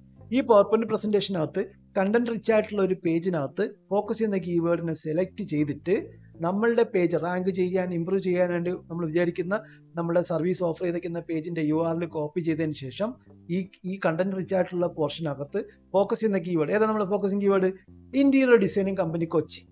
അപ്പോൾ നമുക്ക് വേറെ സർവീസ് ആണെങ്കിൽ അങ്ങനെയുള്ള കീവേഡ്, ആ കീവേഡ് സെലക്ട് ചെയ്തതിന് ശേഷം Ctrl+K അടിക്കുക. അപ്പോൾ നമുക്ക് എന്ത് ചെയ്യാം? ഹൈപ്പർ ലിങ്ക് ആഡ് ചെയ്യാനുള്ള ഒരു ഓപ്ഷൻ കിട്ടും. അതിനകത്തേക്ക് URL പേസ്റ്റ് ചെയ്ത് കൊടുക്കുക. നമ്മൾ കോപ്പി ചെയ്ത് വെച്ചിരിക്കുന്ന നമ്മുടെ പേജിന്റെ URL പേസ്റ്റ് ചെയ്ത് കൊടുക്കുക, സബ്മിറ്റ് കൊടുക്കുക. അപ്പോൾ ലിങ്ക് ആയി. അങ്ങനെ ലിങ്ക് ആയി റെഡി ആയി കഴിഞ്ഞു കഴിഞ്ഞാൽ ഈ പവർ പോയിന്റ് പ്രസന്റേഷൻ ഫയലിനെ സ്ലൈഡ് ഷെയറിനെ നമുക്ക് എന്ത് ചെയ്യാം? PPT ഫയലിനെ നമുക്ക് സ്ലൈഡ് ഷെയറിനകത്ത് ഒരു അക്കൗണ്ട് ഉണ്ടാക്കാം. സ്ലൈഡ് ഷെയർ എന്ന് പറയുമ്പോൾ നോക്കി, slideshare.net എന്നാണ്. ഞാൻ സ്ക്രീൻ ഷെയർ ചെയ്തിട്ട് സ്ലൈഡ് ഷെയറിന്റെ വെബ്സൈറ്റ് കാണിച്ചു. സ്ക്രീൻ ഷെയർ ചെയ്യുന്നുണ്ട്. slideshare.net ഇതാണ് വെബ്സൈറ്റ്. അപ്പോൾ ഞാൻ സ്ക്രീൻ ഷെയർ ചെയ്തിട്ടുണ്ട്. slideshare.net എന്ന് അടിച്ചു കഴിഞ്ഞാൽ തന്നെ നമുക്ക് സ്ലൈഡ്സ് പബ്ലിഷ് ചെയ്യാൻ പറ്റുന്ന ഒരു വെബ്സൈറ്റിലേക്ക് എത്തും. ഇതാണ് സ്ലൈഡ് ഷെയർ. എല്ലാവർക്കും കാണാൻ പറ്റുന്നുണ്ടോ സ്ക്രീൻ? ഇത് കണ്ടോ? ഇതിനകത്ത് ഇതിനു മുമ്പേ ആൾക്കാർ അപ്ലോഡ് ചെയ്തിരിക്കുന്ന പല സ്ലൈഡുകളാണ് ഇവിടെ കാണിച്ചിരിക്കുന്നത്. പല കാറ്റഗറിയിലുള്ള സ്ലൈഡുകൾ ഉണ്ടാകും. ഇൻസ്ട്രക്ഷൻസ് കൊടുക്കുന്ന സ്ലൈഡ്സ് ഉണ്ടാകും. ഇപ്പം യൂട്യൂബ് വീഡിയോ പോലെ ഒരുപാട് ഇൻസ്ട്രക്ഷൻസ് ഒക്കെ കൊടുക്കുന്ന കാര്യങ്ങൾ ഇതിനകത്ത് പബ്ലിഷ് ചെയ്ത് വരാറുണ്ട്. ഇതിന്റെ ഒരു പ്രത്യേകത, നമുക്ക് ഇതിനകത്ത് ഫ്രീ ആയിട്ട് അക്കൗണ്ട് ക്രിയേറ്റ് ചെയ്തിട്ട് എന്ത് ചെയ്യാം? ഇതിനകത്ത് സൈനപ്പ് കൊടുക്കാം. നമുക്ക് ലിങ്ക്ഡിൻ വെച്ചൊക്കെ സൈനപ്പ് കൊടുക്കാം. സൈനപ്പ് കൊടുത്തതിന് ശേഷം ഇവിടെ അപ്ലോഡ് കൊടുത്തു കഴിഞ്ഞാൽ നമ്മൾ നേരത്തെ തയ്യാറാക്കി വെച്ചിരിക്കുന്ന പവർ പോയിന്റ് പ്രസന്റേഷന്റെ ഫയൽ നമുക്ക് ഇതിനകത്ത് അപ്ലോഡ് ചെയ്ത് കൊടുക്കാം. അപ്ലോഡ് ചെയ്യുന്ന സമയത്ത് അതിനൊരു ടൈറ്റിലും അതിനൊരു ഡിസ്ക്രിപ്ഷനും ഒക്കെ കൊടുത്ത് നല്ല രീതിയിൽ ചെയ്തു പോകുമ്പോൾ സ്ലൈഡ് ഷെയറിന് നമുക്കൊരു പ്രൊഫൈൽ ക്രിയേറ്റ് ആവും. ആ പ്രൊഫൈലിൽ നിന്ന് നമ്മുടെ വെബ്സൈറ്റിലേക്ക് ലിങ്ക് ആഡ് ചെയ്യാം. അതുപോലെ തന്നെ നമ്മൾ അപ്ലോഡ് ചെയ്യുന്ന സ്ലൈഡിനകത്ത് നിന്ന് എന്തുണ്ടാകും? നമ്മളെ വെബ്സൈറ്റിലേക്ക് വരാൻ ഒരു ലിങ്ക് ഉണ്ട്. ഫോർ എക്സാമ്പിൾ slideshare.net-നകത്ത് /softloom, നമ്മൾ സോഫ്റ്റ്ലൂമിന് വേണ്ടി ഞാനിത് പഠിപ്പിക്കുന്ന പർപ്പസിന് വേണ്ടി തയ്യാറാക്കിക്കുന്ന 1-2 സ്ലൈഡ് അതിനകത്ത് അപ്ലോഡ് ചെയ്തിട്ടുണ്ട്. അത് കാണിച്ചു തരാം സാമ്പിൾ. ഓക്കെ, ഇതിനകത്തുണ്ടോ 2 സ്ലൈഡ്സ് സോഫ്റ്റ്ലൂമിന്റെ സ്ലൈഡ് ഷെയർ അക്കൗണ്ടിനകത്ത് ക്രിയേറ്റ് ചെയ്തിട്ടുണ്ട്. ഒന്ന് ഹിസ്റ്ററി ആൻഡ് എവല്യൂഷന്റെ ഒരു പോസ്റ്റാണ്. ഓക്കെ, അപ്പോൾ നമ്മൾ നേരത്തെ നമ്മളുടെ ഒരാളിന് ഉദാഹരണം പറഞ്ഞല്ലോ, കൃഷ്ണജയുടെ blog history and evolution of SEO എന്നുള്ളൊരു കീവേഡിന് ഗൂഗിളിൽ റാങ്ക് ചെയ്ത് കിടപ്പുണ്ട്. അപ്പോൾ നമ്മൾ ഇതുപോലെ ഒരു പവർ പോയിന്റ് പ്രസന്റേഷൻ ഉണ്ടാക്കിയിട്ട് ആ പവർ പോയിന്റ് പ്രസന്റേഷൻ എഡിറ്റ് ചെയ്യുന്ന സമയത്ത് തന്നെ കാണാമല്ലോ അല്ലേ? സ്ക്രീൻ കാണാമല്ലോ. നമ്മളിപ്പോൾ ഈ സ്ലൈഡ് ഇങ്ങനെ തയ്യാറാക്കി പോകുമ്പോൾ തന്നെ നമുക്ക് എന്ത് ചെയ്യാം? ഇതിനകത്ത് കണ്ടന്റ് റിച്ച് ആയിട്ടുള്ള ഒരു സ്ഥലത്ത് നിന്ന് നമ്മളെ വെബ്സൈറ്റിലേക്ക് ലിങ്ക് ആഡ് ചെയ്യാം. നമ്മൾക്ക് ഏത് പേജിനെയാണോ നമുക്ക് റാങ്ക് ചെയ്യേണ്ടത്, ഗൂഗിളിൽ റാങ്ക് ചെയ്യേണ്ടത്, ആ പേജിലേക്ക് നമുക്ക് ഹൈപ്പർ ലിങ്ക് ആഡ് ചെയ്യാം. ഹൈപ്പർ ലിങ്ക് ആഡ് ചെയ്യണം എങ്ങനെയെന്ന് വെച്ച് കഴിഞ്ഞാൽ ഈ പവർ പോയിന്റ് പ്രസന്റേഷൻ തയ്യാറാക്കിക്കൊണ്ടിരിക്കുമ്പോൾ തന്നെ നമ്മൾ കണ്ടന്റ് റിച്ച് ആയിട്ടുള്ള ഒരു കണ്ടന്റ്സ്, നല്ലോണം കണ്ടന്റ് ഉള്ള ഒരു പേജിനകത്തുനിന്ന് ഇതൊക്കെ ഈ ഒരു പേജ് കണ്ടോ, ഇതിനകത്ത് നമ്മൾ ഇവിടെ നിന്ന് ലിങ്ക് ആഡ് ചെയ്തിട്ടുണ്ട്. ഇവിടെ നമുക്ക് ഈ സ്ലൈഡ് ഇപ്പം ഞാൻ ഇവിടെ ഓപ്പൺ ആക്കിയിട്ടില്ല, അതുകൊണ്ടാണ് ഇവിടെ ക്ലിക്ക് ചെയ്യാൻ പറ്റാത്തത്. ഈ സ്ലൈഡ് ഓപ്പൺ ആക്കാൻ വേണ്ടി നമുക്ക് വീണ്ടും ഇവിടെ ക്ലിക്ക് ചെയ്യണം, എന്നാലും സ്ലൈഡ് ഓപ്പൺ ആകത്തുള്ളൂ.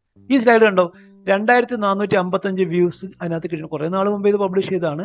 ഇതിപ്പം ഈ ഒരു സ്ലൈഡിന്റെ പ്രത്യേകത, ഈ സ്ലൈഡ് നമ്മൾ തയ്യാറാക്കുന്ന സമയത്ത് തന്നെ ആദ്യം നമ്മൾ എന്ത് ചെയ്യും, SEO സ്ട്രാറ്റജീസിനെ പറ്റി സോഫ്റ്റ്വെയറിനകത്ത് പബ്ലിഷ് ചെയ്തിരിക്കുന്ന ഒരു പോസ്റ്റ് അല്ലെങ്കിൽ ഒരു URL നമ്മൾ കോപ്പി ചെയ്തതിന് ശേഷം ഈ കണ്ടന്റ് എഡിറ്റ് ചെയ്യുന്ന സ്ഥലത്ത് പോയിട്ട് SEO സ്ട്രാറ്റജീസ് സെലക്ട് ചെയ്യും. എന്നിട്ട് നമ്മൾക്ക് Ctrl+K കൊടുത്തു കഴിഞ്ഞാൽ, Ctrl+K ഒന്ന് നമ്മളെ കീബോർഡിൽ അടിച്ചു കഴിഞ്ഞാൽ നമുക്ക് ഹൈപ്പർ ലിങ്ക് ആഡ് ചെയ്യാനുള്ള ഓപ്ഷൻ കിട്ടും. Ctrl+K എന്ന് പറഞ്ഞാൽ ഹൈപ്പർ ലിങ്ക് ആഡ് ചെയ്യാനുള്ള ഷോർട്ട് കട്ടാണ്. ഇതിനു മുമ്പേ നമ്മൾ ഒരു ക്ലാസ് സെഷനകത്ത് ഞാൻ ഷോർട്ട് കട്ടുകളെ പറ്റിയൊക്കെ പെട്ടെന്ന് പറഞ്ഞു പോയിട്ടുണ്ട്. നിങ്ങൾക്ക് അതുപോലെ ഒരു ഷോർട്ട് കട്ട് മനസ്സിലുണ്ടെങ്കിൽ നമുക്ക് ഇതുപോലെ ഷോർട്ട് കട്ടുകൾ പെട്ടെന്ന് ഉപയോഗിക്കാം. Select all, control copy, Ctrl+C, control copy ചെയ്യാൻ, Ctrl+V പേസ്റ്റ്, അങ്ങനെ കുറേ ഷോർട്ട് കട്ട്. അതുപോലെ ഹൈപ്പർ ലിങ്ക് ആഡ് ചെയ്യാൻ വേണ്ടി നമുക്ക് എന്ത് ചെയ്താൽ മതി, നമ്മൾ URL ആദ്യം കോപ്പി ചെയ്തതിന് ശേഷം നമ്മൾ ഏത് ടേമിനാണോ ഹൈപ്പർ ലിങ്ക് ആഡ് ചെയ്യേണ്ടത്, ഹൈപ്പർ ലിങ്ക് ആഡ് ചെയ്യാന്ന് വെച്ച് കഴിഞ്ഞാൽ ആ ഹൈപ്പർ ലിങ്ക് ആഡ് ചെയ്യാനുള്ള കീവേഡ് സെലക്ട് ചെയ്തിട്ട് Ctrl+K കൊടുക്കുക.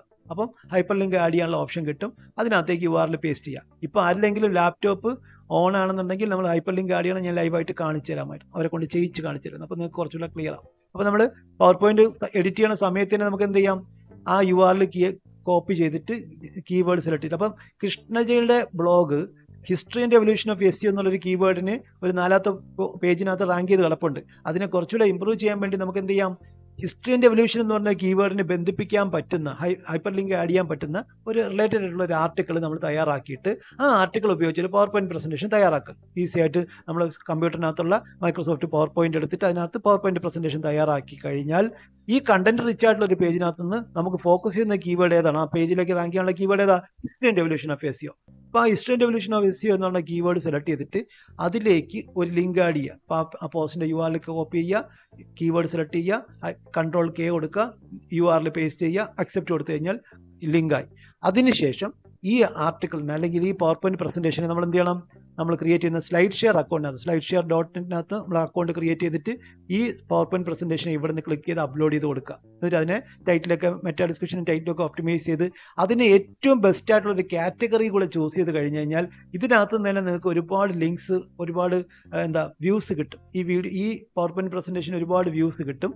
അങ്ങനെ പവർ പോയിന്റ് പ്രസന്റേഷന് ഒരുപാട് വ്യൂസും ഇൻട്രാക്ഷനും ഒക്കെ കിട്ടുമ്പോൾ ഈ പവർ പോയിന്റ് പ്രസന്റേഷന്റെ URLന് ഒരു പേജ് അതോറിറ്റി കയറും, ഒരു പേജ് അതോറിറ്റി വാല്യൂ കിട്ടും. അതൊരു പവറാണ്, ഒരു ഇക്വിറ്റി. ആ പവർ കൈവന്നു കഴിഞ്ഞു കഴിഞ്ഞാൽ ഇതിനകത്തുനിന്ന് പാസ് ചെയ്യുന്ന, ഇവിടെ നമ്മൾ കൊടുത്തിരിക്കുന്ന ലിങ്കിൽ നിന്ന് പാസ് ചെയ്യുന്ന പേജിലേക്ക് നല്ല റെക്കമെൻഡേഷൻ വാല്യൂ പാസ് ചെയ്യും. നമുക്കറിയാം ഹൈപ്പർ ലിങ്കുകൾ നമ്മൾ ആഡ് ചെയ്യപ്പെടും, നമ്മുടെ വെബ്സൈറ്റിലേക്ക് പോയിന്റ് ചെയ്യുന്ന ലിങ്ക്സ് വേറെ വെബ്സൈറ്റുകളിൽ നമ്മുടെ വെബ്സൈറ്റിലേക്ക് കിട്ടുമ്പോൾ ആ ലിങ്ക്സിനെ ഒരു റെക്കമെൻഡേഷൻ വോട്ടായിട്ട് കണക്കാക്കുന്നതാണ് ഗൂഗിളിന്റെ രീതി. അങ്ങനെ നല്ല നല്ല വെബ്സൈറ്റുകളിൽ നിന്ന് ക്വാളിറ്റിയുള്ള കണ്ടന്റിൽ നമ്മൾ റിലവൻ്റ് ആയിട്ടുള്ള കീവേഡുകളിൽ ലിങ്ക്സ് നമ്മുടെ വെബ്സൈറ്റിലേക്ക് വരുമ്പോൾ നമ്മൾ റാങ്കിങ് 4ാമത്തെ പേജിനകത്ത് നിന്ന് 3ാമത്തെ പേജിലോട്ടോ 2ാമത്തെ പേജിലോട്ടോ ഒക്കെ അങ്ങനെ മെല്ലെ മെല്ലെ ഇമ്പ്രൂവ് ചെയ്ത് ഫസ്റ്റ് പേജിലോട്ട് നമുക്ക് റാങ്ക് ചെയ്യിക്കാം. അങ്ങനെ നമ്മൾ ഓൺ പേജ് ചെയ്ത് വെബ്സൈറ്റിനെ ഗൂഗിളിൽ വെരിഫൈ ചെയ്ത് ഗൂഗിളിൽ ക്യാച്ചായി ലിസ്റ്റ് ചെയ്ത് കിടക്കുന്ന ഒരു പേജിനെ റാങ്കിങ് ഇംപ്രൂവ് ചെയ്യാൻ വേണ്ടി നമ്മൾ ചെയ്യുന്ന പല ആക്ടിവിറ്റീസ് എല്ലാം കൂടെ ചേർത്ത് പറയുന്ന പേരാണ് ഓഫ് പേജ് SEO ആക്ടിവിറ്റീസ്.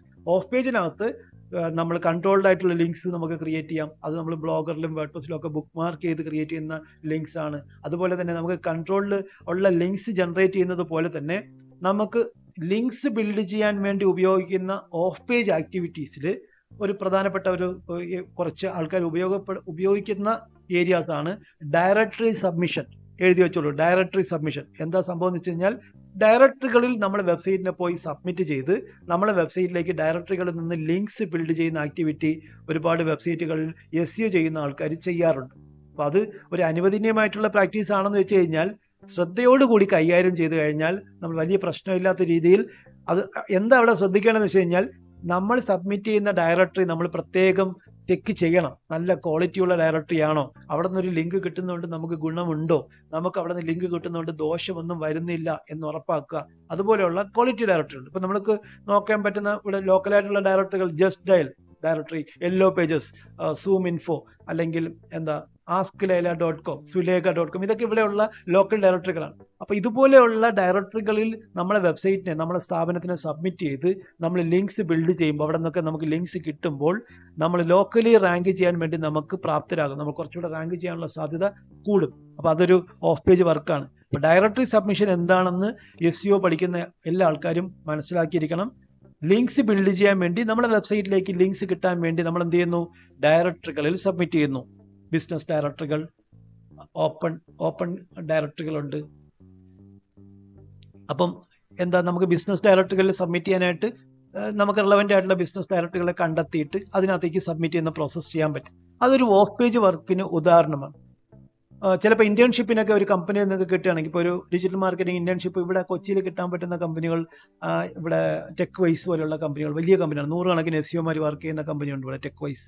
അവിടെയൊക്കെ ഇന്റേൺഷിപ്പായിട്ടൊക്കെ നമുക്ക് ചിലപ്പോൾ പഠിക്കുന്നതിൻ്റെ ഭാഗമായിട്ട് തന്നെ ഇന്റേൺഷിപ്പ് 2 മാസമൊക്കെ നിങ്ങൾ ഈ SEO ക്ലാസ് അറ്റൻഡ് ചെയ്ത് ബ്ലോഗൊക്കെ ക്രിയേറ്റ് ചെയ്ത് ഓൺ പേജൊക്കെ പഠിച്ചിട്ട് ഇത് ടെക് വൈസ് പോലുള്ള ഏതെങ്കിലും കമ്പനികൾ ഇന്റേൺഷിപ്പിന് പോയാൽ അവർ കോഴ്സ് കംപ്ലീറ്റ് ചെയ്തിട്ട് ഉറപ്പായിട്ടും നിങ്ങളെ അവിടെ അബ്സോർവ് ചെയ്യാനുള്ള തയ്യാറെടുപ്പുകൾ അവർ ചെയ്യും. ഉറപ്പായിട്ടും, ഒരു സംശയം വേണ്ട. കാരണം പഠിച്ചിട്ട് പോകുന്ന, ഇതിനെക്കുറിച്ച് കുറച്ച് അറിവെങ്കിലും സമ്പാദിച്ചിട്ട് ഇന്റേൺഷിപ്പിന് പോകുന്ന ആൾക്കാർക്കൊക്കെ ആ കമ്പനിയിൽ കിട്ടാനും കോഴ്സ് കഴിഞ്ഞ് അപ്പം തന്നെ ജോയിൻ ചെയ്യാനും അല്ലെങ്കിൽ പാർട്ട് ടൈം ആയിട്ട് വർക്ക് ചെയ്യാനൊക്കെ ഉള്ള ചാൻസ് ഒരുപാടുണ്ട്. നമുക്ക് പഠിക്കുന്ന എല്ലാ ആൾക്കാർക്കും ഡിഗ്രി പഠിച്ചു കഴിഞ്ഞാൽ, ഡിഗ്രി കഴിഞ്ഞ് കഴിഞ്ഞാൽ ഇപ്പം നമ്മുടെ പാരൻസ് അടക്കം എല്ലാ ആൾക്കാരും എക്സ്പെക്ട് ചെയ്യുന്ന ഒരു സംഗതിയാണ് ഒരു ജോലിക്ക് ആവശ്യമുള്ളത്. ഒരു ജോലി എന്ന് പറയുമ്പോൾ എല്ലാ ആൾക്കാർക്കും അവരുടെ ഒരു എന്താ എക്കണോമിക് നീഡ്സ് എന്നതിലുപരി അവരുടെ ഐഡന്റിറ്റി, അവരുടെ സ്റ്റാറ്റസ്, അല്ലേ, ഓരോ ആൾക്കാരുടെ ജോബ് എന്ന് പറഞ്ഞ അവരുടെ ഐഡന്റിറ്റിയാണ്. അപ്പോൾ ഒരു നല്ല ജോബിലേക്ക് കയറുക എന്നുള്ളത് എല്ലാവരുടെയും ഒരു നല്ല ഡ്രീം വിചാരങ്ങളും തന്നെയായിരിക്കും. ചില ആൾക്കാർക്ക് ചിലപ്പം ഡിഗ്രി കഴിഞ്ഞ ഉടനെ തന്നെ ജോബിന് കയറാൻ താല്പര്യം ഉണ്ടാവില്ല, PG പഠിക്കണമെന്നുണ്ടാകും. അപ്പം ഡിഗ്രി PG ഒക്കെ കഴിയുന്ന സമയത്ത് നമുക്ക് ഒരു ജോബിന് തക്കതായിട്ടുള്ള രീതിയിൽ ഒരു പർട്ടിക്കുലർ ജോബ്, അതും നല്ല ക്വാളിറ്റി ഉള്ള ജോബ്, നല്ല രീതിയിൽ സ്റ്റാറ്റസ് ഉള്ള ജോബ്, നല്ല സാലറി കിട്ടുന്ന ജോബ്, വളരെ പ്രശ്നങ്ങളൊന്നും ഇല്ലാതെ വർക്ക് ചെയ്ത് പോകാൻ പറ്റുന്ന വലിയ വലിയ കമ്പനികളിൽ അട്രാക്ഷനോട് കൂടി വളരെ തോളത്തെടുത്ത് വയ്ക്കുന്ന ജോബ്, ഡിജിറ്റൽ മാർക്കറ്റിംഗ് ജോബ്, അതുപോലെയുള്ള ജോബുകൾ നമുക്ക് ചെയ്യാൻ ഒരു ടെക്നിക്കലി നമുക്ക് നോളജ് ഉണ്ടാകുക, അറിവുണ്ടാകുക എന്ന് പറഞ്ഞാൽ കമ്പനികളെ സംബന്ധിച്ചോളം വലിയ സംഗതിയാണ്. അവിടെ നമ്മളൊരു ഇന്റേൺഷിപ്പിന് പോകുമ്പോൾ ആൾക്ക് ഇതൊക്കെ അറിയാം, ബ്ലോഗ് എഴുതാൻ അറിയാം, പോസ്റ്റ് ചെയ്യാൻ അറിയാം, സെർച്ച് കൺസോളിൽ വെരിഫൈ ചെയ്യാൻ അറിയാം. ഈവൻ ഈ SEO റിലേറ്റഡ് ആയിട്ടുള്ള സംഗതികളിൽ ടെക്നിക്കലി ഒരു അവയർനെസ്സും ഇല്ലാതിരുന്ന ഒരു കാലം എനിക്കുണ്ടായിരുന്നു. ആ സമയത്തും SEO റിലേറ്റഡ് ഉള്ള ഒരു ജോബിനെ പറ്റി അറിയുകയും ആ ജോബുമായിട്ട് ബന്ധപ്പെട്ട് ആ ജോബിന് എന്താണ് റിക്വയർമെന്റ്, എന്തൊക്കെയാണ് എലിജിബിലിറ്റി നോക്കുക എന്നുള്ളതിനെ പറ്റി ചെക്ക് ചെയ്യുന്ന സമയത്ത് അവർ ആ മിക്ക SEO വേക്കൻസികളിലും ചോദിച്ചിരുന്ന ഒരു സംഗതിയാണ് ഗൂഗിൾ സെർച്ച് കൺസോൾ അറിഞ്ഞിരിക്കുന്നത്. അതിന്റെ പഴയ പേര് ഗൂഗിൾ വെബ് മാസ്റ്റർ ടൂൾസ് എന്നാണ്. എന്ന് പറഞ്ഞാൽ SEO വേക്കൻസി കാണിക്കുന്ന പല സ്ഥലങ്ങളിൽ നിങ്ങൾ നോക്കി അറിയാൻ പറ്റും. അവിടെ നമുക്ക് അറിയേണ്ട സംഗതികൾ ഗൂഗിൾ വെബ് മാസ്റ്റർ ടൂൾസ് അറിഞ്ഞിരിക്കണം എന്ന് പറയും. അതിന്റെ പുതിയ പേരാണ് ഗൂഗിൾ സെർച്ച് കൺസോൾ. എൻ്റെ കാര്യം വരുമ്പോൾ ഞാൻ പണ്ടേ ഒരു 10-12 വർഷം മുമ്പ് ഇത് വർക്കിന് ജോയിൻ ചെയ്യുമ്പോൾ ഗൂഗിൾ വെബ് മാസ്റ്റർ ടൂൾസ് അറിയണം, ഗൂഗിൾ അനലിറ്റിക്സ് അറിയണം, ബ്ലോഗ് എഴുതാൻ അറിയണം. ഇതൊക്കെയാണ് SEO എന്ന് പറയുന്ന രീതിയിൽ ഒരു എക്സിക്യൂട്ടീവ് ആയിട്ട് ജോയിൻ ചെയ്യാനുള്ള ആദ്യ കടമ്പകൾ, അല്ലെങ്കിൽ അതിന്റെ ഒരു ക്വാളിഫിക്കേഷൻ, അല്ലെങ്കിൽ അതിന്റെ എലിജിബിലിറ്റി. അപ്പം ഞാൻ നോക്കുമ്പോൾ എന്താ, ഞാൻ ബ്ലോഗ് എഴുതാറുണ്ട്. അന്ന് എനിക്ക് ഒരുപാട് ബ്ലോഗുകൾ എഴുതിയുള്ള പ്രാവീണ്യമുണ്ട്. ഗൂഗിൾ വെബ് മാസ്റ്റർ ടൂൾസിനകത്ത് എൻ്റെ ബ്ലോഗുകളൊക്കെ ഞാൻ വെരിഫൈ ചെയ്തിട്ടുണ്ട്, ഒരുപാട് ബ്ലോഗുകൾ വെരിഫൈ ചെയ്തിട്ടുണ്ട്. അത് ചെയ്തുള്ള പ്രാവീണ്യം എനിക്കുണ്ട്. ഗൂഗിൾ അനലിറ്റിക്സിൻ്റെ ട്രാക്കിംഗ് കോഡ് എല്ലാ ബ്ലോഗിനകത്തും ആഡ് ചെയ്തിട്ടുണ്ട്, അത് ചെയ്തുള്ള പ്രാവീണ്യമുണ്ട്. അങ്ങനെ അതിനെക്കുറിച്ച് ചിന്തിച്ചപ്പോഴാണ് ഈ ഒരു പ്രൊഫഷൻ എനിക്ക് പറ്റുന്നതാണ്, എനിക്കിത് ആൾറെഡി ഞാൻ ചെയ്യുന്നതാണ്, എനിക്കിത് അറിയാവുന്നതാണ്. ഞാൻ പല വീഡിയോകളിലും ബ്ലോഗുകളിലും കണ്ടന്റുകളിലും ഒക്കെ വായിച്ച് നോക്കിയിട്ട് സ്വന്തമായിട്ട് തന്നെ ബ്ലോഗ് എഴുതുകയും അതിനെ സെർച്ച് കൺസോളിൽ വെരിഫൈ ചെയ്യുന്നത്, അല്ലെങ്കിൽ Google web master tools verify ചെയ്യുന്നതും, ഗൂഗിൾ അനലിറ്റിക്സിന്റെ ട്രാക്കിംഗ് കോഡ് ആഡ് ചെയ്തതും, അതുപോലെ തന്നെ ഗൂഗിൾ ആഡ്സ് സ്വന്തമായിട്ട് തന്നെ റിസർച്ച് ചെയ്തിട്ടൊക്കെ ചെയ്തതൊക്കെ അന്ന് എനിക്ക് ഈ പ്രൊഫഷനിലേക്ക് ജസ്റ്റ് കാലെടുത്ത് വയ്ക്കാൻ വളരെ എളുപ്പമായി. അന്ന് എനിക്കിത് പഠിപ്പിച്ചു തരാൻ ആരും ഉണ്ടായിരുന്നില്ല. അന്ന് ഇത് പഠിപ്പിക്കുന്ന തരത്തിലുള്ള സ്ഥാപനങ്ങളും ഈ കേരളത്തിലുള്ളടത്തും ഉണ്ടായിരുന്നില്ല. ആകെ കൂടെ ഉണ്ടായിരുന്നത് പുറത്ത് രാജ്യങ്ങളിൽ നിന്നൊക്കെ വന്ന് ഇടയ്ക്കിടയ്ക്ക് പൂനെയിലും മുംബൈയിലും ഒക്കെ SEOയുടെ സെമിനാറും ചെറിയ ചെറിയ പ്രസന്റേഷനുകളും ഉണ്ടാവും. വലിയ വലിയ ഫീസ് വെച്ചിട്ടാണ് അതിൻ്റെ ക്ലാസ് ഒക്കെ നടക്കുക. ഒരു ദിവസത്തേക്ക് രാവിലെ മുതൽ വൈകുന്നേരം വരെ ഉള്ള സെഷന് എങ്ങനെ പോയാലും ഒരു 15,000 രൂപ ഈ ഒരു രീതിയിൽ നമുക്ക്. എന്നാൽ അവിടെ പോയി ഒരു ദിവസത്തെ ക്ലാസ് അറ്റൻഡ് ചെയ്യുന്നതുകൊണ്ട് ഇതിനെക്കുറിച്ച് ഒരു കാര്യവും മനസ്സിലാക്കി തരണമെന്നില്ല. അവർ ജനറലായിട്ട് ഇത് പറഞ്ഞു പോകത്തേ ഉള്ളൂ. പുറത്തുനിന്ന് വരുന്ന മിക്ക ആൾക്കാരും ഡൽഹി ബേസ് ചെയ്തും പൂനെ, മുംബൈ ബേസ് ചെയ്തും കൊൽക്കത്ത ബേസ് ചെയ്തും ഒക്കെ ഇതിന്റെ സെമിനാർസ് നടക്കുന്നത്. പിന്നെയാണ് ഗ്രാജുവലി കേരളത്തിലും എറണാകുളത്ത് ഇവിടെ പ്രസിഡൻസി ഹോട്ടലിലൊക്കെ ഈ SEO റിലേറ്റഡ് ആയിട്ടുള്ള ഡിജിറ്റൽ മാർക്കറ്റിങ്ങിനെ പറ്റി സെമിനാർ കാര്യങ്ങളൊക്കെ നടന്നു വന്നത്. അതിനും വീണ്ടും പിന്നെയും കുറെ കാലം കഴിഞ്ഞിട്ടാണ്. പിന്നെയാണ് ഈ SEO പഠിപ്പിക്കാനും പ്രൊഫഷണൽസ് ഒക്കെ ഇവിടെ രൂപപ്പെടുകയും പഠിപ്പിക്കാനൊക്കെ ഉള്ള സിറ്റുവേഷനും സാധ്യതയൊക്കെ വന്നു. ആ കണക്കിന് നിങ്ങൾക്ക് ഇത് കോളേജിൽ പഠിക്കുന്ന സമയത്ത് ഇതൊരു എന്താ ആഡ് ഓൺ കോഴ്സായിട്ട് ഇത് പഠിക്കാൻ പറ്റുക, ഇതിന്റെ ടെക്നിക്കലി ഇതിന്റെ പല കാര്യങ്ങളും അറിയാൻ പറ്റുക, ചെയ്യാൻ പറ്റുക എന്നുള്ളത് ഉറപ്പായിട്ടും നിങ്ങൾക്ക് മുമ്പിൽ സാധ്യമായിട്ടുള്ള ഒരു ജോബ്. അത് സോഷ്യൽ മീഡിയ മാർക്കറ്ററായിട്ടോ അല്ലെങ്കിൽ ഒരു ഇൻബൗണ്ട് മാർക്കറ്ററായിട്ടോ അല്ലെങ്കിൽ SEO ഡിജിറ്റൽ മാർക്കറ്ററായിട്ടോ SEO ചെയ്യുന്ന ഒരാളായിട്ടോ അല്ലെങ്കിൽ ഇന്റർനെറ്റ് മാർക്കറ്റിംഗ് ചെയ്യുന്ന ഒരാളായിട്ടോ. ഇനി നിങ്ങൾക്ക് ഒരു കമ്പനിയിൽ പോയി വർക്ക് ചെയ്യാൻ താല്പര്യമില്ല, നിങ്ങൾക്ക് ഓൺ ബിസിനസ് ഉണ്ടെങ്കിൽ അതിനകത്ത് തന്നെ ഈ കാര്യങ്ങൾ ചെയ്ത് നിങ്ങളെ ബിസിനസ്സിനെ നിങ്ങൾക്ക് മെച്ചപ്പെടുത്താൻ പറ്റും. നിങ്ങളുടെ പാരൻസുമായിട്ടോ ഫാമിലിയായിട്ടോ അസോസിയേറ്റ് ചെയ്ത ബിസിനസ് നിങ്ങൾക്ക് അറിയാവുന്ന ഈ ടെക്നിക്കൽ സംഗതികൾ നിങ്ങൾക്ക് അത് പ്രയോജനപ്പെടുത്താനും അതിനെക്കുറിച്ചൊരു ചെയ്യാനുള്ള ഒരു കോൺഫിഡൻസ് നേടിക്കഴിഞ്ഞു കഴിഞ്ഞാൽ, കോളേജിലെ പഠിത്തം കഴിഞ്ഞു കഴിഞ്ഞാൽ നിങ്ങൾക്ക് ഈ ഡിജിറ്റൽ മാർക്കറ്റിംഗ് ജോബിൽ വരുന്ന എവിടെ അപ്ലൈ ചെയ്ത് കഴിഞ്ഞാലും ഈ പഠിപ്പിച്ചിരിക്കുന്ന കാര്യങ്ങളെക്കുറിച്ച് നിങ്ങൾക്ക് അവെയർ ആണെന്നുണ്ടെങ്കിൽ അവിടുത്തെ ഇന്റർവ്യൂ എന്നുള്ള കടമ്പയിൽ ഇതുമായിട്ട് ബന്ധപ്പെട്ട ക്വസ്റ്റ്യൻസ് അല്ലാതെ, നമ്മൾ ഈ പഠിപ്പിക്കുന്നതുമായിട്ട് ബന്ധപ്പെട്ട ക്വസ്റ്റ്യൻസ് അല്ലാതെ വേറൊരു ക്വസ്റ്റ്യൻ ചോദിക്കാൻ സാധ്യതയില്ല. അത് നിങ്ങൾ പറയുകയും കോൺഫിഡൻസ് ആയിട്ട് ഇത് ചെയ്യാൻ പറ്റും എന്നുള്ളൊരു സാധ്യതയും അവരുടെ ഇന്റർവ്യൂവിന് നിങ്ങൾ തെളിയിച്ചു കഴിഞ്ഞു കഴിഞ്ഞാൽ നിങ്ങൾക്ക് പിന്നെ പ്ലേസ്മെന്റിലേക്കും സാലറിയിലേക്കുള്ള ഡിസ്കഷൻ നടക്കത്തുള്ളൂ. അത്രയും പ്രാധാന്യമുണ്ട് ഇതിനകത്തുള്ള സംഗതി. അപ്പൊ നമ്മളൊരു ഓഫ് പേജ് ചെയ്ത് ഒരു പേജിനെ റാങ്ക് ചെയ്യിക്കാൻ വേണ്ടി നോക്കാൻ നിങ്ങളുടെ കയ്യിൽ ഇപ്പോൾ ബ്ലോഗ് സ്പോട്ട് ബ്ലോഗ് ഉണ്ട്, നിങ്ങൾ തന്നെ ക്രിയേറ്റ് ചെയ്തേക്കുന്ന വേർഡ്പ്രസ് ബ്ലോഗ് ഉണ്ട്, അതിന്റെ നിങ്ങൾ റാങ്കിങ് നിങ്ങളൊന്ന് ചെക്ക് ചെയ്ത് നോക്കൂ. നിങ്ങളുടെ ഇപ്പൊ തന്നെ പല ആൾക്കാരും ബ്ലോഗ് ക്രിയേറ്റ് ചെയ്ത ആൾക്കാരൊക്കെ അവരെ പേരും SEO അനലിസ്റ്റ് എന്നൊക്കെ ഗൂഗിളിൽ അടിച്ചു കഴിഞ്ഞാൽ നിങ്ങളുടെ ബ്ലോഗ് ഗൂഗിളിൽ കാണാൻ പറ്റുന്നില്ലേ? അവിടെ നമ്മൾ തുടക്കത്തിലെ നമ്മൾ പറഞ്ഞതനുസരിച്ച് ഓൺ പേജ് ചെയ്തനുസരിച്ച് ഗൂഗിൾ സെർച്ച് കൺസോളിൽ വെരിഫൈ ചെയ്തതനുസരിച്ച് നമ്മളുടെ ബ്ലോഗുകളും വേർഡ്പ്രസ് ബ്ലോഗുകളും ഒക്കെ ആൾറെഡി ഗൂഗിളിൽ ഇൻഡെക്സ് ചെയ്യുന്നുണ്ട്. അതുപോലെ ഒരു വെബ്സൈറ്റിനെ നമ്മൾ ഓൺ പേജ് ചെയ്ത് ഒപ്റ്റിമൈസ് ചെയ്ത് എഫക്റ്റീവായിട്ട് റാങ്ക് ചെയ്യിക്കാൻ നമുക്ക് പറ്റുന്നതാണ് ഈ പണിക്കകത്തുള്ള ഒരു എലിജിബിലിറ്റി. അപ്പോൾ അത് പറ്റുന്ന ആൾക്കാർക്ക് ഒരു കമ്പനിയിലെ ഇന്റേൺഷിപ്പിന് പോകുമ്പോഴത്തേക്കോ നിങ്ങളുടെ കോഴ്സ് കഴിഞ്ഞ സമയത്തിന് തന്നെ ഏതെങ്കിലും കമ്പനികളിൽ ഈ digital marketing SEO related apply ചെയ്യുമ്പോഴത്തേക്കോ നിങ്ങൾക്ക് ഇത് പഠിച്ചു കഴിയുമ്പോൾ തന്നെ നിങ്ങൾക്ക് ഗൂഗിളിന്റെ സർട്ടിഫിക്കേഷൻ നിങ്ങൾക്ക് എടുക്കാം. അതിനുള്ള ട്രെയിനിങ്ങും കാര്യങ്ങളൊക്കെ ഞാൻ പറഞ്ഞുതരാം. നിങ്ങൾക്ക് എന്നെ സർട്ടിഫിക്കേഷൻ എടുക്കാം. നമ്മളെ കോഴ്സ് ഈ വർഷം തീരാറാകുമ്പോൾ തന്നെ നിങ്ങൾ കോഴ്സ് കംപ്ലീറ്റ് ചെയ്യുന്ന സമയത്ത് ഗൂഗിൾ സർട്ടിഫൈഡ് ഡിജിറ്റൽ മാർക്കറ്ററായിട്ട് നിങ്ങൾക്ക് മാറാം.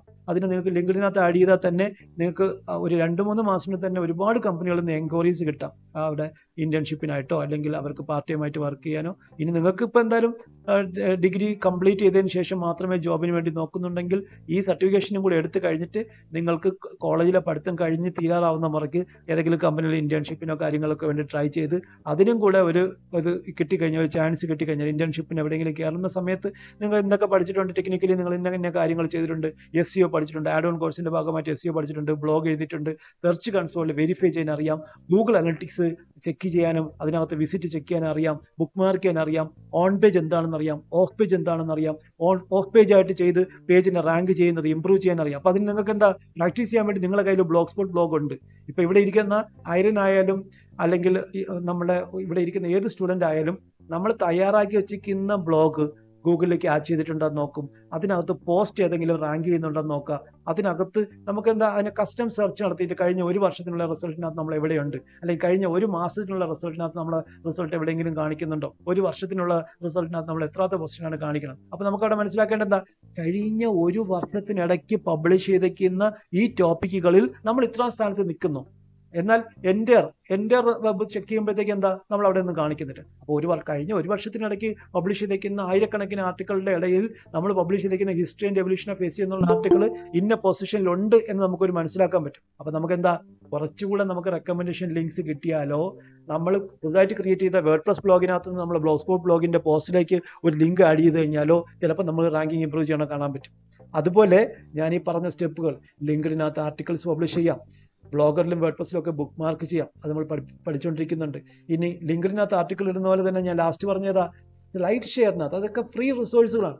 ഒരു കമ്പനിക്ക് വർക്ക് ചെയ്യുമ്പോൾ നമുക്ക് ഇതുപോലുള്ള റിസോഴ്സ് ആഡ് ചെയ്ത് നമുക്ക് അവരുടെ റാങ്കിങ് ഇംപ്രൂവ് ചെയ്യാൻ പറ്റുന്ന 100% റാങ്കിങ് ഇംപ്രൂവ് ചെയ്യാൻ പറ്റും. അവർക്ക് വേണ്ടി ക്രിയേറ്റ് ചെയ്യുന്ന ഒരു ബ്ലോഗ് സ്പോട്ട് ബ്ലോഗ് ആയാലും വേർഡ്പ്രസ് ബ്ലോഗ് ആയാലും അല്ലെങ്കിൽ ഒരു ലിങ്ക്ഡിൻ ആർട്ടിക്കിൾ ആയാലും അവർക്ക് വേണ്ടി ക്രിയേറ്റ് ചെയ്യുന്ന ഒരു സ്ലൈഡ് ഷെയർ അക്കൗണ്ട് ആയാലും അതൊക്കെ അവരെ റാങ്കിങ്ങിന് വേണ്ടി ഹെൽപ്പ് ചെയ്യുന്ന ഘടകങ്ങൾ എന്നതിലുപരി അവരെ ബ്രാൻഡിങ്ങിന് വേണ്ടിയിട്ട് ഹെൽപ്പ് ചെയ്യും. ഒരു ബ്രാൻഡ് നെയിം ഒരു കമ്പനിക്ക് വേണ്ടിയിട്ട് നമ്മൾ ചെയ്തേ, ആ കമ്പനിയുടെ ബ്രാൻഡ് നെയിം അടിക്കുമ്പോൾ അവർ വെബ്സൈറ്റ് കാണിക്കുന്നുണ്ട്, അതിന്റെ തൊട്ട് താഴെയായിട്ട് അവരുടെ FB പേജ് കാണിക്കുന്നുണ്ട്, ലിങ്ക്ഡിൻ കാണിക്കുന്നുണ്ട്, ട്വിറ്റർ കാണിക്കുന്നുണ്ട്, നമ്മൾ ക്രിയേറ്റ് ചെയ്ത സ്ലൈഡ് ഷെയർ അക്കൗണ്ട് കാണിക്കുന്നുണ്ട്, അവർക്ക് വേണ്ടി ക്രിയേറ്റ് ചെയ്ത സപ്പോർട്ടിംഗ് വേർഡ്പ്രസ് ബ്ലോഗ് കാണിക്കുന്നുണ്ട്, ബ്ലോഗ് സ്പോട്ട് ബ്ലോഗ് കാണിക്കുന്നുണ്ട്. ആ രീതിയിൽ അവരുടെ ബ്രാൻഡിങ്ങിനെ കുറച്ചുകൂടെ ഹെൽപ്പ് ചെയ്യുന്ന രീതിയിലായിട്ട് ഇതൊക്കെ മാറും, ഈ അസറ്റുകൾ മാറും. അവിടെ നമ്മൾ ബിൽഡ് ചെയ്യുന്ന ലിങ്ക്സിന് വേണ്ടി ക്രിയേറ്റ് ചെയ്യുന്ന ഈ സ്ലൈഡ് ഷെയറിനകത്ത് നിന്ന് ഒരു നമ്മൾ പബ്ലിഷ് ചെയ്തേക്കുന്ന പോസ്റ്റിൽ നിന്ന് ഒരു ലിങ്ക് നമ്മൾക്ക് ആപ്റ്റായിട്ടുള്ള കീവേഡ് തന്നെ നമ്മൾ വെബ്സൈറ്റിലേക്കോ സർവീസ് പേജിലേക്കോ കിട്ടുമ്പോൾ നമുക്കത് റാങ്കിങ്ങിന് ഭയങ്കരമായിട്ട് ഹെൽപ്പ് ചെയ്യും. അപ്പോൾ നമ്മൾ പറഞ്ഞ റിസോഴ്സുകൾ ബ്ലോഗർ, വേർഡ്പ്രസ്, ടംബ്ലർ, അതുപോലെ തന്നെ ലിങ്ക്ഡിൻ, സ്ലൈഡ് ഷെയർ, ഇത്രയാണ് നമ്മളിപ്പം ഓഫ് പേജ് റിസോഴ്സുകളായിട്ട് പഠിച്ചത്. ഇതുപോലെ നമുക്ക് ക്രിയേറ്റ് ചെയ്യാൻ പറ്റുന്ന ഒരുപാട് ഓഫ് പേജ് റിസോഴ്സുകളുണ്ട്. ഓതർ സ്ട്രീം എന്ന് പറഞ്ഞൊരു വെബ്സൈറ്റ് ഉണ്ട്. ഓതർ സ്ട്രീം നമുക്ക് പബ്ലിഷ് ചെയ്യുന്ന സ്ലൈഡുകൾ അപ്ലോഡ് ചെയ്യാം. വിമിയോ കേട്ടിട്ടുണ്ടാവും, വീഡിയോസ് അപ്ലോഡ് ചെയ്യുന്ന ഒരു പ്ലാറ്റ്ഫോമാണ്. യൂട്യൂബ് വീഡിയോസ് അപ്ലോഡ് ചെയ്യുന്ന പ്ലാറ്റ്ഫോമാണ്. അവിടെ നമുക്ക് യൂട്യൂബിനെ ഒരു ഓഫ് പേജ് വർക്കിന് വേണ്ടി എങ്ങനെ ഉപയോഗപ്പെടുത്താമെന്ന് ചോദിച്ചു കഴിഞ്ഞാൽ, നിങ്ങൾ ആദ്യം ചെയ്യേണ്ടത് നമ്മൾ പബ്ലിഷ് ചെയ്യുന്ന പേജുമായിട്ട് ബന്ധപ്പെടുത്തി തയ്യാറാക്കാൻ പറ്റുന്ന, പബ്ലിഷ് ചെയ്യാൻ പറ്റുന്ന കുറച്ച് വീഡിയോസ് തയ്യാറാക്കാം. ഇനി നമ്മളിപ്പോൾ ഒരു കൺസ്ട്രക്ഷൻ കമ്പനിക്ക് വേണ്ടിയിട്ടോ അല്ലെങ്കിൽ ഒരു ഇന്റീരിയർ ഡിസൈനിങ് കമ്പനിക്ക് വേണ്ടിയിട്ടോ ആണ് വർക്ക് ചെയ്യുന്നത്. ആ കമ്പനിക്ക് ആപ്റ്റായിട്ടുള്ള രീതിയിൽ വീഡിയോ നമ്മൾ എങ്ങനെ ഉണ്ടാക്കും? നമ്മളെ കൊണ്ട് സാധിക്കുമോ? ചിലപ്പോൾ നമ്മൾ വിചാരിച്ചു കഴിഞ്ഞാൽ നമ്മൾ സാധിക്കൂലെന്നായിരിക്കും നമ്മൾ വിചാരിക്കുക. നമുക്ക് സാധിക്കൂല എന്ന് നമ്മൾ വിചാരിക്കുന്ന മിക്ക കാര്യങ്ങളും നമ്മൾക്ക് അത് സാധിക്കാനുള്ള ചെറിയ രീതികളോ അതിനെക്കുറിച്ചുള്ള എന്തെങ്കിലും ചെറിയ ഗൈഡ് ലൈൻസ് ഉണ്ടെങ്കിൽ നമുക്ക് മനസ്സിലാവും ഇതൊക്കെ നമുക്ക് സാധിക്കും. നോക്കിയേ, ഞാനിപ്പോൾ പരിചയപ്പെടുത്തുന്ന ആമസോൺ പോളി എന്ന് പറഞ്ഞൊരു സോഫ്റ്റ്വെയർ ഉണ്ട്. ആമസോണിനകത്ത് പോളി എഴുതി വെച്ചോളൂ. ആമസോൺ വെബ് സർവീസിനകത്ത് പോളി എന്ന് പറയുന്ന ഒരു ഏരിയ ഉണ്ട്. Amazon web service, Amazon provide ചെയ്യുന്ന ഒരുപാട് സർവീസുകളുടെ സങ്കീർണമായിട്ടുള്ള ഒരുപാട് സർവീസുകളുണ്ട്. അതിനകത്തുള്ള ഒരു സംഗതിയാണ്. എന്താ സംഭവം എന്ന് വെച്ച് കഴിഞ്ഞാൽ, നമ്മളുടെ ടെക്സ്റ്റിനെ, നമ്മൾ തയ്യാറാക്കിയിരിക്കുന്ന ആർട്ടിക്കിളിനെ നമുക്ക് അതിനകത്ത് ആഡ് ചെയ്ത് കഴിഞ്ഞു കഴിഞ്ഞാൽ ഇതുപോലെ ഒരുപാട് സംഗതി ഉണ്ട്. ടെക്സ്റ്റ് ടു ഓഡിയോ ഒരുപാട് സോഫ്റ്റ്വെയർ അവൈലബിൾ ആണ്. ഇപ്പം തന്നെ ഒരുപാട് ആപ്പുകളുണ്ട്. നമ്മൾ കണ്ടന്റ് തയ്യാറാക്കിയിട്ടുണ്ടെങ്കിൽ കണ്ടന്റ് ആഡ് ചെയ്ത് കഴിഞ്ഞാൽ നമുക്ക് അതിൻ്റെ ഓഡിയോ ഫയൽ കിട്ടും. അതിൻ്റെ MP3 ആയിട്ടോ വേവ് ആയിട്ടോ നമുക്ക് ഫയൽസ് റെഡിയാക്കാം. എന്നിട്ട് അതിനെ തന്നെ നമുക്ക് എന്ത് ചെയ്യാം, അതിൻ്റെ സൗണ്ട് മോഡുലേഷൻസ് നമുക്ക് ചെക്ക് ചെയ്തിട്ട് കുറച്ചുകൂടെ ഇമ്പ്രൂവ് ചെയ്യാനുള്ള ആപ്ലിക്കേഷൻസ് ഉണ്ട്. AI ഉപയോഗിച്ച് വർക്ക് ചെയ്യുന്ന ഒരുപാട് ആപ്ലിക്കേഷൻസ് ഉണ്ട്. ചില ആപ്ലിക്കേഷൻസ് ഒക്കെ പെയ്ഡ് ആയിരിക്കും. ആമസോൺ പോളി പോലെയുള്ളതിൻ്റെ പ്രത്യേകത പല വേർഷൻ സൗണ്ടുകളുണ്ട് അതിനകത്ത്. മൈക്രോസോഫ്റ്റ് വേർഡിനകത്തുണ്ട് നമുക്ക് ട്രാൻസ്ലേറ്റ് ചെയ്യുക അല്ലെങ്കിൽ നമുക്ക് സൗണ്ട് ടു ഓഡിയോ ആക്കാൻ പറ്റുന്ന സംഗതി മൈക്രോസോഫ്റ്റ് വേർഡിനകത്തുണ്ട്. നമ്മളെ വെബ്സൈറ്റിന്, നമ്മളെ കമ്പ്യൂട്ടറിനകത്ത് തന്നെ ഡിഫോൾട്ടായിട്ട് ആ സാധനം ഉണ്ടാകും. നമുക്ക് അതിനകത്ത് ഒരു മെയിൽ വോയിസോ ഫീമെയിൽ വോയിസോ സെലക്ട് ചെയ്യാനുള്ള ഓപ്ഷനാണ് ഉണ്ടാവുക. ഒന്നാമത്. രണ്ടാമത്തേത്, അത് സ്പീഡ് കുറച്ചും കൂട്ടാനും പറ്റും. സ്പീഡിൽ വായിച്ചു പോകുന്ന സൗണ്ട് ഉണ്ടാക്കാം, അല്ലെങ്കിൽ സ്പീഡിൽ കുറഞ്ഞ് വായിക്കണം, അത് നമുക്ക് സൗണ്ടായിട്ട് കൺവേർട്ട് ചെയ്യാം. രണ്ടാമത്തേത്, ഈ ആമസോൺ പോളി പോലെയുള്ള ഒരു സംഗതിയുടെ പ്രത്യേകത, നമ്മൾ തയ്യാറാക്കുന്ന കണ്ടന്റ് ജസ്റ്റ് അതിനകത്ത് പേസ്റ്റ് ചെയ്ത് കഴിഞ്ഞാൽ നമുക്ക് അപ്പം തന്നെ സെക്കൻഡുകൾക്കുള്ളിൽ തന്നെ നമുക്ക് MP3 ആയിട്ട് തന്നെ ഡൗൺലോഡ് ചെയ്തെടുക്കാം. ഇനി അവിടെ തന്നെ ഏത് കൺട്രി ലാംഗ്വേജസ് എന്നുള്ള ആമസോൺ പോളിയുടെ വേറൊരു പ്രത്യേകത, നമുക്ക് Indian English, US English, UK English, അത് അല്ലെങ്കിൽ ഡിഫറെൻറ്റ് ടൈപ്പിലുള്ള ഫോണറ്റിക്സ് അല്ലെങ്കിൽ ആ ഡിഫറെൻറ്റ് തരത്തിലുള്ള ഉച്ചാരണത്തിലുള്ള ഡിഫറെൻറ്റ് കൺട്രി വേർഷൻ ഇംഗ്ലീഷിൽ നമുക്ക് ചെയ്യാം. അപ്പം നമുക്ക് ടാർഗറ്റ് ചെയ്യുന്നത് ഇന്ത്യൻസിനെയാണ്, അല്ലെങ്കിൽ ഇന്ത്യൻ ഇംഗ്ലീഷിലാണ് നമുക്ക് വേണ്ടത്. നമുക്ക് സെലക്ട് ചെയ്യാം. ഇന്ത്യൻ ഇംഗ്ലീഷ് സെലക്ട് ചെയ്യുമ്പോൾ തന്നെ നമുക്ക് അവിടെ 2-3 ഉണ്ടാകും. ലേഡീസിൻ്റെ സൗണ്ടുള്ള 2, ആർത്തി എന്നൊരു സൗണ്ട് ഉണ്ടാകും. അല്ലെങ്കിൽ അതുപോലെ 2-3 സൗണ്ട് ഉണ്ട്. അതിന് മെയിൽ വോയിസ് ഉണ്ടാകും. അത് സെലക്ട് ചെയ്തതിന് ശേഷം നമ്മൾ എന്ത് ചെയ്യാം, കൺവേർട്ട് കൊടുത്താൽ മതി. ആ സെക്കൻഡിൽ തന്നെ അപ്പോൾ നമ്മൾ കൊടുത്ത കണ്ടന്റ്, ഇപ്പം 5 പാരഗ്രാഫുള്ള ഒരു കണ്ടന്റ് നമ്മുടെ കയ്യിലുണ്ട്. ആ കണ്ടന്റിനെ കോപ്പി ചെയ്ത് പേസ്റ്റ് ചെയ്ത് ഏത് വേർഷൻ സൗണ്ട് വേണമെന്നുള്ള സെലക്ട് ചെയ്തതിന് ശേഷം കൺവേർട്ട് കൊടുത്തു കഴിഞ്ഞാൽ, ഒരു സെക്കൻഡ് ഞാനത് കാണിച്ചു. ഗൂഗിൾ എടുത്തിട്ട് ആമസോൺ പോളി, ഒരു സെക്കൻഡ്, എനിക്ക് എൻ്റെ അക്കൗണ്ട് ലോഗിൻ ചെയ്യാൻ കുറച്ച് സമയം വേണം. ആമസോൺ പോളി, ഒരു സെക്കൻഡേ, നിങ്ങൾ ഹോൾഡ് ചെയ്തു. ആമസോൺ പോളിക്കകത്ത് നമുക്ക് എത്തിക്കഴിഞ്ഞ് കഴിഞ്ഞാൽ നമുക്ക് ഒരു ക്ലൗഡ് ബേസ്ഡ് ആമസോൺ കൊടുക്കുന്ന സർവീസാണ്.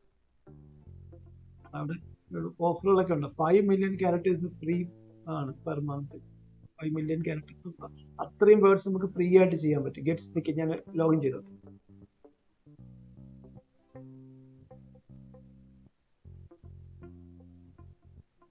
അപ്പൊ നമ്മൾ ഒരു പ്രൊമോട്ട് ചെയ്യുന്ന ഒരു ബിസിനസ്സിന് വേണ്ടിയിട്ട്, അല്ലെങ്കിൽ നമ്മളെ കയ്യിൽ തന്നെ ഒരു ബ്ലോഗിനെ പ്രൊമോട്ട് ചെയ്യാൻ വേണ്ടി നമുക്കൊരു വീഡിയോ ഉണ്ടാക്കണം. അപ്പോൾ നമുക്കത് വോയിസ് ഓവർ കൊടുത്ത് ചെയ്യാൻ മടിയാണ്, ചമ്മലാണ്.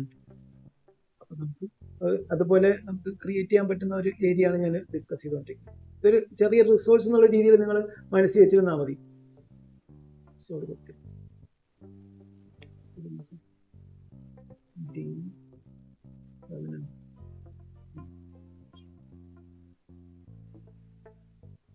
എന്തൊരു സെക്കൻഡ്.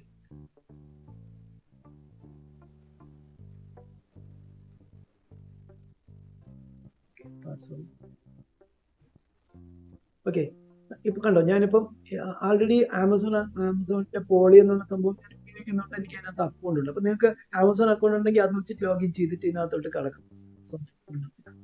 അക്കൗണ്ട് എല്ലാവരും ക്രിയേറ്റ് ചെയ്യണം കേട്ടോ. ആമസോണിന്റെ അഫിലിയേറ്റ് മാർക്കറ്റിംഗ് നമുക്ക് വരുന്ന ക്ലാസ്സുകളിൽ ഏകദേശം ഒരു 4 ക്ലാസ് കഴിയുമ്പോൾ നമുക്ക് പഠിക്കുന്ന ഒരു സംഗതിയാണ് ആമസോൺ അതിനകത്തുള്ള അഫിലിയേറ്റ് മാർക്കറ്റിംഗ്. കണ്ടോ, നമുക്ക് ഇതിനകത്തുണ്ടോ, ഇവിടെ ഇപ്പൊ ഇതിനകത്തൊരു സാമ്പിൾ ടെക്സ്റ്റ് ഇതിനകത്ത് കിടപ്പുണ്ട്. സാമ്പിൾ ടെക്സ്റ്റ് കാണാൻ പറ്റുന്നുണ്ടോ ഐറിൻ? കാണാമോ? ഞാൻ പറയുന്നത് കേൾക്കാമോ? ഓക്കെ, അപ്പൊ നമുക്ക് ഇവിടെ കണ്ടോ ഏത് വേർഷൻ ലാംഗ്വേജിലാണ് നമുക്ക് വേണ്ടത്. ഇംഗ്ലീഷ് ഇന്ത്യൻ സെലക്ട് ചെയ്യണം, US സെലക്ട് ചെയ്യണം, അല്ലെങ്കിൽ ബ്രിട്ടീഷ് ഇംഗ്ലീഷ് സെലക്ട് ചെയ്യണം. നമുക്ക് സെലക്ട് ചെയ്ത് കഴിഞ്ഞിട്ട് നമുക്ക് എന്ത് ചെയ്യാം, ഇവിടെ ഒരു സാമ്പിൾ ടെക്സ്റ്റ് കിടപ്പുണ്ട് ആൾറെഡി. അവിടെ കണ്ടോ, ഫീമെയിൽ വേണമെങ്കിൽ ഫീമെയിൽ, മെയിൽ വേണമെങ്കിൽ മെയിൽ. നമുക്ക് സെലക്ട് ചെയ്തിട്ട് നമുക്ക് എന്താ, നമുക്ക് അപ്പം തന്നെ ലിസൺ ചെയ്ത് നോക്കാം. ലിസൺ ചെയ്ത് നോക്കുമ്പോഴത്തേക്ക് അത് എങ്ങനെയാണെന്നുള്ളത് കേൾക്കാം. എനിക്കിപ്പോൾ കേൾക്കാൻ പറ്റുന്നുണ്ട്. എനിക്കിത് കേൾക്കാൻ പറ്റുന്നുണ്ട്. അപ്പൊ നമുക്ക് എന്ത് ചെയ്യാം, നമുക്കിത് റെഡിയാക്കിയതിന് ശേഷം നമുക്ക് ഇതിനെ ഡൗൺലോഡ് കൊടുത്തു കഴിഞ്ഞാൽ അപ്പൊ തന്നെ ഇത് MP3 ഫയലായിട്ട് നമുക്ക് ഡൗൺലോഡ് ചെയ്തെടുക്കാൻ പറ്റും. കണ്ടോ, MP3 ഫയല് സ്പീച്ച് ആയിട്ട് എനിക്ക് സിസ്റ്റത്തിനകത്ത് റെഡിയായി കിട്ടി. ഇതിനകത്ത് കിടപ്പുണ്ട്. നമുക്ക് അതിന് എന്ത് ചെയ്യാം, ഷോ ഇൻ ഫോൾഡർ കൊടുത്തു കഴിഞ്ഞാൽ നമുക്ക് ആ ഫയൽ കാണാൻ പറ്റും. അതിനെ അത് വെച്ചുകൊണ്ട് ഇത് എന്താ സൗണ്ട് ഫയൽ വെച്ചുകൊണ്ട് നമുക്ക് വേറെ ഏതെങ്കിലും ആപ്ലിക്കേഷൻ ഉപയോഗിച്ച്, ഉദാഹരണത്തിന് ഇപ്പം നമ്മളെ കമ്പ്യൂട്ടറിനകത്ത് തന്നെ വിൻഡോസ് ആണ് ഉപയോഗിക്കുന്ന ആൾക്കാരെങ്കിൽ അതിനകത്ത് വിൻഡോസ് മൂവി മേക്കർ പോലെയുള്ള ആപ്പ് ഉണ്ട്. വിൻഡോസ് മൂവി മേക്കർ അതൊക്കെ ഫ്രീ ആണ്, അബ്സല്യൂട്ട്ലി ഫ്രീ ആണ്. വിൻഡോസ് മൂവി മേക്കർ ഒക്കെ നമ്മൾ വിൻഡോസിനകത്ത് ഡിഫോൾട്ട് ആയിട്ട് വരുന്നതാണ്. അതിനകത്ത് വെച്ചിട്ട് എന്ത് ചെയ്യാം, നമുക്ക് കൊടുക്കുന്ന ഡിസ്ക്രൈബ് ചെയ്തേക്കുന്ന ആ ഓഡിയോക്ക് അനുസരിച്ചുള്ള 1-2 ഇമേജ് ഒക്കെ വെച്ചിട്ട് അതിനെ ജസ്റ്റ് ഒന്ന് അനിമേറ്റ് ചെയ്ത് ഒരു വീഡിയോ തയ്യാറാക്കുക. എന്നിട്ട് ആ കമ്പനിക്ക് വേണ്ടി, നമ്മൾ പ്രൊമോട്ട് ചെയ്യുന്ന കമ്പനിക്ക് വേണ്ടി, ഇപ്പൊ ഇവിടെ നമ്മളുടെ കൃഷ്ണജയുടെ ബ്ലോഗ് പോസ്റ്റിനെ പ്രൊമോട്ട് ചെയ്യാൻ വേണ്ടി history and evolution of SEO എന്നുള്ളൊരു കീവേഡിന് നമുക്ക് ലിങ്ക്സ് വേണം. അത് യൂട്യൂബിനകത്ത് നമുക്കൊരു ലിങ്ക് കിട്ടുകയാണെങ്കിൽ അത്രയും നല്ലതാണ്. അപ്പോൾ അവിടെ ഹിസ്റ്ററി ആൻഡ് എവല്യൂഷനെ പറ്റി നമ്മൾ തയ്യാറാക്കിക്കുന്ന ഒരു ആർട്ടിക്കിൾ കണ്ടന്റിനെ ഇതുപോലെ ഒരു പ്ലാറ്റ്ഫോമിനകത്ത് ആഡ് ചെയ്ത് അതിനെ ഓഡിയോ ആക്കിയതിന് ശേഷം ആ ഓഡിയോ വെച്ചുകൊണ്ട് ഒരു ചെറിയ വീഡിയോ തയ്യാറാക്കാം. പവർ പോയിന്റ് പ്രസന്റേഷൻ വെച്ച് വേണമെങ്കിൽ വീഡിയോ ഉണ്ടാക്കാം. അല്ലെങ്കിൽ ഇത് നമ്മളിപ്പോൾ ഞാൻ ഈ പറഞ്ഞ കണക്ക് വിൻഡോസ് മൂവി മേക്കർ ഉപയോഗിച്ച് ചെയ്യാം. അല്ലെങ്കിൽ നമ്മളെ മൊബൈലിൽ തന്നെ എന്തെങ്കിലും ആപ്പോ എന്തെങ്കിലും ഇൻസ്റ്റാൾ ചെയ്തിട്ട് നമുക്ക് സിമ്പിളായിട്ട് ആ ഓഡിയോ ഫയൽ വെച്ചുകൊണ്ട് 1-2 ഇമേജ് ഒക്കെ കൊടുത്തിട്ട് തന്നെ ട്രാൻസിഷൻ ഒക്കെ കൊടുത്തിട്ട് നമുക്ക് എന്ത് ചെയ്യാം, ഒരു വീഡിയോ ആയിട്ട് കൺവേർട്ട് ചെയ്യാം. ആ വീഡിയോ നമുക്ക് ഒരു യൂട്യൂബ് ചാനലിനകത്ത് യൂട്യൂബ് അക്കൗണ്ട് ക്രിയേറ്റ് ചെയ്ത്, അല്ലെങ്കിൽ Gmail അക്കൗണ്ട് ലോഗിൻ ചെയ്തിട്ട് യൂട്യൂബ് ചാനൽ ക്രിയേറ്റ് ചെയ്ത് അതിനകത്തേക്ക് അപ്ലോഡ് ചെയ്യാം. നമുക്ക് വരുന്ന ദിവസങ്ങളിൽ ഞാൻ നേരത്തെ പറഞ്ഞ കണക്ക് ആമസോണിന്റെ അഫിലിയേറ്റ് മാർക്കറ്റിംഗ് പഠിക്കുന്ന പോലെ തന്നെ YouTube marketing, YouTube video upload ചെയ്യുന്നത്, യൂട്യൂബ് ചാനൽ ക്രിയേറ്റ് ചെയ്യുന്നത്, അതുപോലെ എൻ്റെ ക്ലാസ് ഒക്കെ വരുന്നുണ്ട്. അപ്പോൾ നിങ്ങൾക്ക് ഇതെല്ലാം കൂടെ ഒന്ന് ഓക്കെ ആകുമ്പോൾ നിങ്ങൾക്ക് എപ്പോഴെങ്കിലും ഒരു വർക്ക് ഇതുപോലെ ചെയ്യാൻ പറ്റുന്ന സംഗതികൾ, അത് വർക്ക് എന്ന് പറയുന്നത് നിങ്ങളായിട്ട് അസോസിയേറ്റ് ചെയ്ത പാരൻസിന്റെ വർക്കോ റിലേറ്റീവ്സിന്റെ വർക്കോ, അല്ലെങ്കിൽ നിങ്ങൾക്ക് ഒരു ഫ്രീലാൻസ് വർക്ക് എൻക്വയറി കിട്ടുമോ. ഇതിനകത്ത് ഫ്രീലാൻസ് വർക്ക് കിട്ടാൻ വേണ്ടി നിങ്ങൾ ചെയ്യേണ്ടത് നിങ്ങളുടെ ലിങ്ക്ഡിനകത്ത് നിങ്ങൾ പഠിച്ചിരിക്കുന്ന സ്കിൽസ് ഒക്കെ ആഡ് ചെയ്യുക. തുടക്കത്തിലേ നമ്മൾ പറഞ്ഞാണ് ലിങ്ക്ഡിൻ അക്കൗണ്ട് ക്രിയേറ്റ് ചെയ്യണം. അതിനകത്ത് നിങ്ങൾ ഇന്ന സ്കിൽസ്, ഓരോ സ്കിൽസ് നിങ്ങൾ പഠിക്കും. ഇപ്പം നിങ്ങൾക്ക് ആഡ് ചെയ്യാൻ പറ്റുന്ന സ്കിൽസ് എന്തൊക്കെയുണ്ട് ഞാൻ പറഞ്ഞുതരാം. നോക്കിയാൽ നിങ്ങൾക്ക് ബ്ലോഗിങ് സ്കിൽസ് ആഡ് ചെയ്യാം. അറിയത്തില്ലേ, നിങ്ങൾ ബ്ലോഗ് ക്രിയേറ്റ് ചെയ്യാൻ അറിയാം. ബ്ലോഗറിൽ ബ്ലോഗ് ക്രിയേറ്റ് ചെയ്ത ആൾക്കാരാണ് ഇവിടെ ഇരിക്കുന്ന ഭൂരിഭാഗം ആൾക്കാരും. ഇതുവരെ ബ്ലോഗ് ക്രിയേറ്റ് ചെയ്തിട്ടില്ലാത്ത ആരെങ്കിലും ഇവിടെ ഉണ്ടോ? ചിലപ്പം പുതുതായിട്ട് വന്നിരിക്കുന്ന ആൾക്കാരുണ്ടാവും. ഇന്ന് ആദ്യമായിട്ട് ക്ലാസ്സിൽ വരുന്ന ആരെങ്കിലും ഉണ്ടെങ്കിൽ ഒന്ന് പറയാമോ? അവർക്ക് ചിലപ്പം ഇത് പറയുന്നത് അങ്ങ് കൊഞ്ഞും കണക്ട് ചെയ്ത് പോകാൻ പറ്റാത്തൊരു കണ്ടീഷൻ വരും. അവസ്ഥ എനിക്ക് മനസ്സിലാക്കാം. ഇന്ന് ആദ്യമായിട്ട് നമ്മളെ ക്ലാസ്സിൽ വന്നിരിക്കുന്ന ആരെങ്കിലും ഉണ്ടെങ്കിൽ ഒന്ന് മൈക്ക് അൺമ്യൂട്ട് ചെയ്തിട്ട് സംസാരിക്കുക. ഇതൊക്കെ ഇത്രയും ആൾക്കാർ, 63 ആൾക്കാർ ഇവിടെ ഇരിക്കുന്നത് തന്നെയാണോ? അതാ ഈ ആൾക്കാർ ലോഗിൻ ചെയ്ത് വെറുതെ ഇവിടെ വെച്ചിട്ട് അവർ 4 വഴിക്ക് പോയിക്കണാണോ? എനിക്ക് ഇവിടെ ഇരിക്കുന്ന ആൾക്കാർ, തനിഷ ഇതിനു മുമ്പേ വന്നിട്ടുണ്ടോ? തനിഷ ലെവീസ് ഇതിനു മുമ്പേ വന്നിട്ടുണ്ടോ? ഒന്ന് വിചാരിക്കരുത്. ഹലോ സർ, ഞാൻ ഇവിടെ ഉണ്ട്.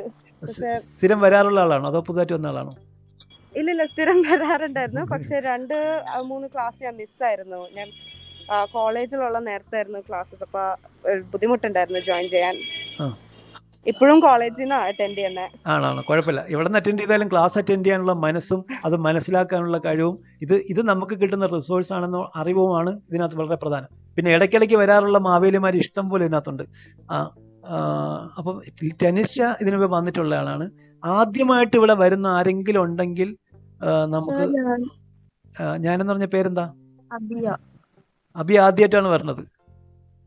എനിക്ക് ഓഫ്ലൈൻ ക്ലാസ് ഞാൻ അറ്റൻഡ് ചെയ്തായിരുന്നു. അബിയ അല്ലേ? അബിയ ജോഷി. ആ. ഓക്കെ.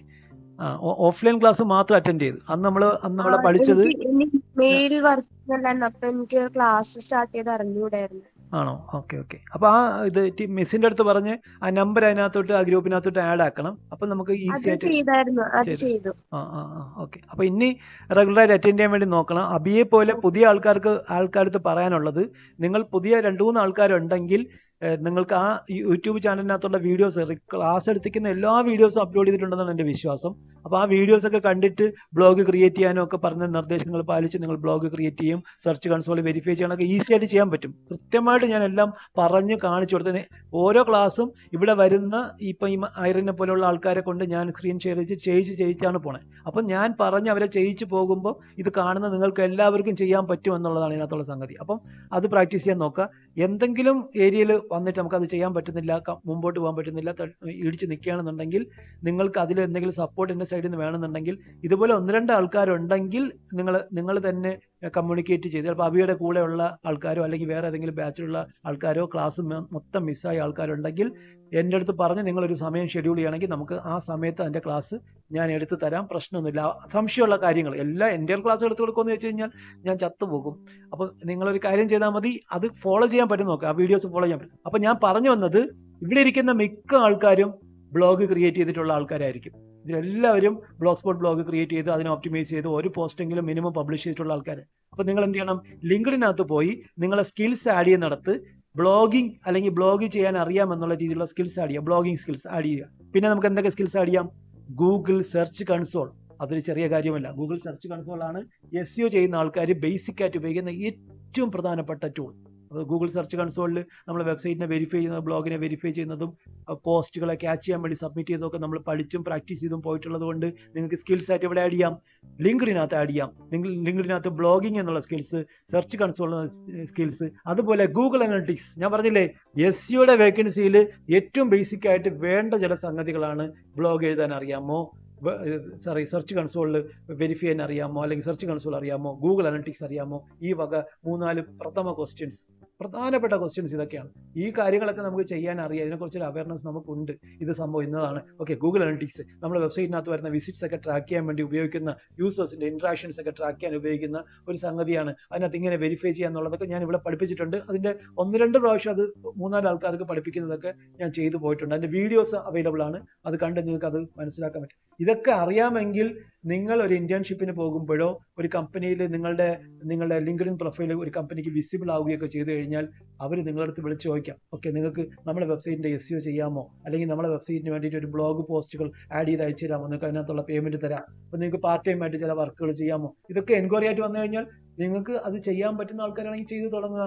ക്ലാസ് കംപ്ലീറ്റ് ചെയ്ത് ഡിഗ്രി ഒക്കെ അച്ചീവ് ചെയ്ത് കഴിയുമ്പോൾ, അല്ലെങ്കിൽ ഡിഗ്രി പഠിത്തം കഴിഞ്ഞ് കഴിയുമ്പോഴത്തേക്ക് നിങ്ങൾക്ക് ഫുൾ ടൈം ആയിട്ട് ഇത് വർക്ക് ചെയ്യാനുള്ള ഒരു ഇതായിട്ട്, ഒരു ചിറകായിട്ട് അത് മുളപ്പിച്ചെടുക്കുക. നിങ്ങൾക്ക് കിട്ടുന്ന ഫ്രീലാൻസ് വർക്കുകൾ പറന്ന് പഠിക്കാനുള്ള കുഞ്ഞു ചിറകുകളാണെന്ന് വിചാരിക്കുക. പഠിത്തം കഴിഞ്ഞ് ഡിഗ്രി ഒക്കെ പഠിച്ചു കഴിഞ്ഞ് കഴിഞ്ഞാൽ അപ്പോഴത്തേക്ക് നിങ്ങളുടെ ചിറകുകളൊക്കെ നല്ല രീതിയിൽ പറന്നുയരാൻ പറ്റുന്ന രീതിയിലായിട്ടുണ്ടാവും. കമ്പനികളിൽ വലിയ കമ്പനികൾ എന്ന് പറയുമ്പോൾ നമ്മളിവിടെ കൊച്ചിയിലുള്ള ഇൻഫോ പാർക്കിനകത്തുള്ള കമ്പനികൾ മുതൽ മുകളിൽ ആമസോൺ വരെയുള്ള കമ്പനികളിൽ ഞാൻ പഠിപ്പിച്ച ആൾക്കാർ വർക്ക് ചെയ്യുന്നുണ്ട്. ഞാൻ നിങ്ങളെ പഠിപ്പിക്കുന്ന അല്ലെങ്കിൽ ഇതുപോലെ പഠിപ്പിച്ചുകൊണ്ടിരിക്കുന്ന ഈച്ച് ആൻഡ് എവരി കാര്യങ്ങൾ തന്നെയാണ് ഈ പറന്നു പോയിട്ടുള്ള ബാക്കി പക്ഷികൾക്കും പറഞ്ഞു കൊടുത്തിട്ടുള്ളത്. അവർക്കൊക്കെ ആമസോൺ പോലെയുള്ള വലിയ കമ്പനികളിൽ പോയി വർക്ക്. കാലിബറിന്റെ കാര്യത്തിൽ നിങ്ങളെ പോലെ നിങ്ങളൊക്കെ ആ കണക്കിൽ വെച്ച് നോക്കുകയാണെങ്കിൽ നല്ല കഴിവുള്ള പിള്ളേരാണ്. ഇപ്പൊ പഠിച്ചുകൊണ്ടിരിക്കുന്ന ലേറ്റസ്റ്റ് ടെക്നോളജിയും കാര്യങ്ങളൊക്കെ കൈകാര്യം ചെയ്യുന്ന ആൾക്കാരാണ്. അതിനേക്കാളും അത്ര നിങ്ങളുടെ ഒരു പകുതി പോലും കെൽപ്പില്ലാത്ത ആൾക്കാർ ഇവിടെ നിന്ന് പഠിച്ചിട്ട് ഈ ആമസോൺ പോലെയുള്ള കമ്പനികളിൽ വർക്ക് ചെയ്യുന്നുണ്ട്. നല്ല സാലറികൾ. ഒരു വർഷം 1.5 വർഷമൊക്കെ കഴിയുമ്പോൾ അവരുടെ സാലറിയൊക്കെ 2 ലക്ഷം 2.5 ലക്ഷം 3 ലക്ഷം പെർ മന്ത് കയറി പോകണമെന്ന് വെച്ച് കഴിഞ്ഞാൽ ചെറിയ കാര്യമല്ല. ചിലപ്പം അത്രയും സാധ്യതയുള്ള ജോബാണ്. എന്നാൽ ഇനിയിപ്പോൾ ജോബിനെ പറ്റി പറഞ്ഞുകൊണ്ട് ഇനി നമ്മൾ സമയം കളയുന്നില്ല. നമുക്ക് എന്തായാലും ഓഫ് പേജിന്റെ കാര്യത്തിൽ നമ്മൾ ഇന്ന് പഠിച്ച കാര്യങ്ങൾ നമ്മൾക്ക് ബ്ലോഗിനെ അല്ലെങ്കിൽ നമ്മളൊരു വെബ്സൈറ്റിനെ ഓഫ് പേജ് ചെയ്ത് റാങ്കിങ് ഇമ്പ്രൂവ് ചെയ്യാൻ വേണ്ടി നോക്കുകയാണെങ്കിൽ നമുക്ക് ഏതൊക്കെ പോർഷൻസ് പറയാം? ബ്ലോഗർ, വേർഡ്പ്രസ്, ടംബ്ലർ പോലെയുള്ള സ്ഥലങ്ങളിൽ ബുക്ക് മാർക്ക് ചെയ്യുന്നതിനെ പറ്റി പഠിച്ചിട്ടുണ്ട്. അതിനെപ്പറ്റി മനസ്സിലാക്കാം. ബ്ലോഗറിൽ ബുക്ക് മാർക്ക് ചെയ്യുന്ന സ്റ്റെപ്പ് ബൈ സ്റ്റെപ്പ് പ്രോസസ്സ് പഠിപ്പിച്ചിട്ടുണ്ട്. അതിന്റെ വീഡിയോ അപ്ലോഡ് ചെയ്തിട്ടുണ്ട്. ഇനി രണ്ടാമത്തേത് സ്ലൈഡ് ഷെയർ പോലെയുള്ള സ്ഥലങ്ങൾ അല്ലെങ്കിൽ ലിങ്ക്ഡിൻ പോലെയുള്ള ആർട്ടിക്കിൾ പബ്ലിഷ് ചെയ്ത് അവിടെ നിന്ന് ലിങ്ക് എടുക്കാം. സ്ലൈഡ് ഷെയർ .നെറ്റിനകത്ത് അക്കൗണ്ട് ക്രിയേറ്റ് ചെയ്ത് നമ്മൾ ക്രിയേറ്റ് ചെയ്യുന്ന സ്ലൈഡിനെ അപ്ലോഡ് ചെയ്തിട്ട് അവിടെ നിന്ന് ലിങ്ക് എടുക്കാം. ഇനി നമുക്ക് ഇതുപോലെ ചെയ്യാൻ പറ്റുന്ന റിസോഴ്സുകളാണ് ഇനി വരുന്ന ക്ലാസ്സുകൾ. അതിനകത്ത് ലാസ്റ്റ് നമ്മൾ പറഞ്ഞു നിർത്തിയത് ഡയറക്ടറി സബ്മിഷൻ എന്ന് പറഞ്ഞൊരു റിസോഴ്സ് ആണ്. ഇപ്പൊ നെക്സ്റ്റ് ക്ലാസ്സിൽ നമ്മൾ നാളെയാണ് നെക്സ്റ്റ് ക്ലാസ്. നാളെ 11 മണിക്കായിരിക്കും ക്ലാസ്. നാളത്തെ ക്ലാസ്സിൽ ഡയറക്ടറി സബ്മിഷൻ എന്താണെന്നും ചെയ്യണ സമയത്ത് നമ്മൾ ശ്രദ്ധിക്കേണ്ട കാര്യങ്ങളെ പറ്റിയും എങ്ങനെ ഡയറക്ടറി സബ്മിഷൻ ചെയ്യാമെന്നുള്ളതും ഏറ്റവും ബേസിക് ആയിട്ടുള്ള വർക്കുകളിൽ ഒന്നാണ് ഓഫ് പേജ് വർക്കിനകത്ത് വരുന്ന ഡയറക്ടറി സബ്മിഷൻ. ചിലപ്പോൾ ഒരു കമ്പനിയിൽ ഇന്റേൺഷിപ്പിന് ചെല്ലുമ്പോൾ നിങ്ങൾക്ക് ഡയറക്ടറി സബ്മിഷൻ അറിയാമോ എന്ന് ചോദിച്ചു കഴിഞ്ഞാൽ അറിയാമെന്ന് പറഞ്ഞ് അവർക്ക് അത് ചെയ്യാനുള്ള രീതിയിൽ നിങ്ങൾക്ക് ഒരു 4 ഡയറക്ടറി സബ്മിഷൻ ചെയ്ത് കാണിച്ച് അല്ലെങ്കിൽ ഒരെണ്ണം ചെയ്ത് കാണിച്ച് നിങ്ങൾക്ക് ചെയ്യാൻ പറ്റും. എന്താണെന്ന് പറയാൻ പറ്റി കഴിഞ്ഞാൽ ആ സ്പോട്ടിൽ തന്നെ നിങ്ങൾക്ക് ഡയറക്ടറി സബ്മിഷന്റെ വർക്കും കാര്യങ്ങളും ചെയ്ത് അവിടെ നിങ്ങൾക്ക് നല്ല രീതിയിലുള്ള ഒരു സ്റ്റാറ്റസ് കിട്ടും. അങ്ങനെ കമ്പനികളിലേക്ക് വേണ്ടിയിട്ട് ഓഫ് പേജ് വർക്കുകളിൽ കയറി അവിടെ നിങ്ങളുടെ കഴിവ് തെളിയിച്ചു കഴിഞ്ഞാൽ ഇന്റേൺഷിപ്പ് കഴിഞ്ഞാലും നിങ്ങളെ ചിലപ്പോൾ അവർ കോഴ്സ് കഴിഞ്ഞിട്ട് നിങ്ങൾക്ക് എപ്പോഴാണ് ഇനി കോഴ്സ് കഴിയുക, കാര്യങ്ങൾ ഇനി ഇതിൻ്റെ ഇടയ്ക്ക് പാർട്ട് ടൈം ആയിട്ട് കുറച്ച് വർക്ക് ചെയ്യാമോ. കാരണം ഇതുപോലെ വർക്ക് ചെയ്യുന്ന ഇതിനെക്കുറിച്ച് ടെക്നിക്കലി അറിയാവുന്ന ഒരുപാട് ആൾക്കാരെ നോക്കി കണ്ണും നട്ട് കാത്തിരിക്കുന്ന ഒരുപാട് കമ്പനികളുണ്ട്. ഇൻഫോ പാർക്ക് അടക്കമുള്ള സ്ഥലങ്ങളിൽ ഒരുപാട് കമ്പനികളിൽ ഇത് ടെക്നിക്കലി ചെയ്യാൻ അറിയുന്ന ആൾക്കാരെ നോക്കിയിരിക്കുന്ന ആൾക്കാരുണ്ട്. അപ്പോൾ നിങ്ങൾ പഠിച്ചിറങ്ങുക, ജോലിക്ക് കയറുക. ഇത് മനസ്സിലാക്കി കഴിഞ്ഞു കഴിഞ്ഞാൽ നിങ്ങൾക്ക് ഈസി ആയിട്ട് ഒരു ഇന്റർവ്യൂ എന്നുള്ള കടമ്പ എന്ന് പറഞ്ഞത് ഇതിനകത്ത് ഒരു പ്രശ്നമുള്ളതല്ല. അതിനകത്ത് അവർ ചോദിക്കുന്ന ക്വസ്റ്റ്യൻസ് ആൻസർ പറയുക, അതിനൊക്കെ വേണ്ടിയിട്ടുള്ള എല്ലാ സംഗതികളും ഞാനിവിടെ പറയുന്നുണ്ട്. അത് പഠിച്ചു പോവുക. അപ്പോൾ നമുക്ക് സർട്ടിഫിക്കേഷനൊക്കെ അവസാനം എടുത്തിട്ട് കംപ്ലീറ്റ് ചെയ്തു പോകാം. അപ്പം നമുക്ക് നാളെ ഡയറക്ടറി സബ്മിഷൻ എന്താണെന്നും അത് ചെയ്യുന്നതിന് മുമ്പേ ശ്രദ്ധിക്കേണ്ട കാര്യങ്ങളെ പറ്റിയും എങ്ങനെയാണ് ചെയ്യണം എന്നുള്ളതൊക്കെ ചെയ്ത് കാണിച്ചു തരാം. ഇന്ന് നമ്മൾ പഠിച്ചത് എല്ലാം കൂടെ ചേർത്തുള്ള കുറേ കാര്യങ്ങളാണ്. ഡയറക്ടറി സബ്മിഷൻ സ്പെസിഫിക് ആയിട്ട് നമ്മൾ പഠിക്കാം. നാളത്തെ ഡയറക്ടറി സബ്മിഷന്റെ ക്ലാസ്സും ആർട്ടിക്കിൾ സബ്മിഷന്റെ ക്ലാസ്സും കഴിഞ്ഞ് കഴിഞ്ഞാൽ ഡിസവോ എന്നുള്ള ടൂളും കൂടെ പഠിച്ചു കഴിഞ്ഞ് കഴിഞ്ഞാൽ SEOയ്ക്കകത്ത് ടെക്നിക്കലി പഠിക്കുന്ന കുറേ ഏരിയാസ് നമ്മൾ കവർ ചെയ്ത് കഴിഞ്ഞു. പിന്നെ നമുക്ക് ഒരു വെബ്സൈറ്റ് അനാലിസിസിന്റെ ക്ലാസ് ആണുള്ളത്. അത് പഠിച്ചു കഴിഞ്ഞ് കഴിഞ്ഞാൽ നമുക്ക് സോഷ്യൽ മീഡിയയുടെ ക്ലാസ് കഴിഞ്ഞ ക്ലാസ്സിൽ നമ്മൾ ചെയ്തു തുടങ്ങി. ഒരു 10-16 പേര് ഉണ്ടായിരുന്ന ക്ലാസ്സിനകത്ത് സോഷ്യൽ മീഡിയ മാർക്കറ്റിംഗിൽ ട്വിറ്റർ അനാലിസിസ് ചെയ്യുന്ന ഫോളോവർ വങ്ക് എന്ന് പറഞ്ഞ ടൂൾ നമ്മൾ പഠിച്ചായിരുന്നു. കഴിഞ്ഞ ക്ലാസ്സിൽ വന്നിരിക്കുന്ന 10 പേരുണ്ടെങ്കിൽ ആരെങ്കിലും ഇവിടെ ഉണ്ടെങ്കിൽ അവർക്ക് അറിയാൻ പറ്റും.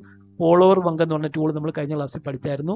വളരെ തീരെ ആൾക്കാർ കുറഞ്ഞതുകൊണ്ടാണ് ഫോളോവർ വങ്ക് ടൂൾ പഠിപ്പിച്ചന്ന് നടത്തിയത്. അത് വീഡിയോ ആയിട്ട് അപ്ലോഡ് ചെയ്തിട്ടുണ്ട്. നമുക്കത് കണ്ട് നിങ്ങൾക്കത് മനസ്സിലാക്കാൻ പറ്റും. അതിനെപ്പറ്റി ഒരു ആർട്ടിക്കിൾ എഴുതുന്നത് വളരെ നല്ലതായിരിക്കും. നിങ്ങൾക്ക് കൃത്യമായിട്ട് അറിയാൻ പറ്റും. ഫോളോവർ വങ്കിനകത്ത് നമ്മുടെ ട്വിറ്റർ അക്കൗണ്ടിനകത്ത് വരുന്ന ഫോളോവേഴ്സ് ഏതൊക്കെ രാജ്യങ്ങളിൽ നിന്ന് വന്നു, എത്ര ആൾക്കാർ വരുന്നു, ഏതൊക്കെ സ്ഥലങ്ങളിൽ നിന്നാണ് ഫോളോവേഴ്സ് നമുക്ക് കിട്ടിയിരിക്കുന്നത്, ആ കിട്ടിയിരിക്കുന്ന ഫോളോവേഴ്സിന് എത്ര പേജ് അതോറിറ്റി ഉണ്ട് അല്ലെങ്കിൽ എത്ര സോഷ്യൽ അതോറിറ്റി ഉണ്ട്, അവരുടെ ആക്റ്റീവ് അവേഴ്സ് എത്രയാണ്, എപ്പോഴാണ് നമ്മളെ ആക്റ്റീവ് അവേഴ്സ് എപ്പോഴാണ്, അങ്ങനെയുള്ള കുറേ ടെക്നിക്കൽ കാര്യങ്ങൾ അറിയാൻ നമ്മൾ ഉപയോഗിക്കുന്ന ഒരു ടൂളാണ് ഫോളോവർ വങ്ക്. അത് കഴിഞ്ഞ ക്ലാസ്സിൽ എടുത്തു. അതുപോലെയുള്ള ബാക്കി ക്ലാസ്സുകൾ സോഷ്യൽ മീഡിയയായിട്ട് ബന്ധപ്പെട്ട് ഇത് കഴിഞ്ഞതിന് ശേഷം SEOയുടെ ഓഫ് പേജും ഡിസവോ ടൂളും പഠിച്ചതിന് ശേഷം വെബ്സൈറ്റ് അനാലിസിസും കഴിഞ്ഞതിന് ശേഷം നമ്മൾ പിന്നെ പഠിക്കുന്നത് FB പേജ് ക്രിയേറ്റ് ചെയ്യുന്നതിൻ്റെ ക്ലാസ്, അതിനെ ഓർഗാനിക്കായിട്ട് പ്രൊമോട്ട് ചെയ്യുന്നത്, അതിനെ കസ്റ്റമൈസ് ചെയ്യുന്നത്, അതിനകത്ത് പെയ്ഡ് പ്രൊമോഷൻസ് കണ്ടക്ട് ചെയ്യുന്നത്, ഇൻസ്റ്റാഗ്രാമിൻ്റെ പ്രൊഫൈൽ ബിസിനസ് അക്കൗണ്ട് ആക്കുന്നതിൻ്റെ ക്ലാസ്, അതിനകത്ത് പ്രൊമോഷൻസ് നടത്തുന്നതിൻ്റെ ക്ലാസ്, അതിനെ ഒപ്റ്റിമൈസ് ചെയ്യുന്നതിൻ്റെ ക്ലാസ്, അതിനകത്ത് പ്രൊഫൈൽ ബിൽഡ് ചെയ്യുന്നതിൻ്റെ ക്ലാസ്, അങ്ങനെയുള്ള കാര്യങ്ങൾ. പിന്നെ യൂട്യൂബ് മാർക്കറ്റിങ്ങിൻ്റെ യൂട്യൂബ് ചാനൽ ക്രിയേറ്റ് ചെയ്യുന്നത്.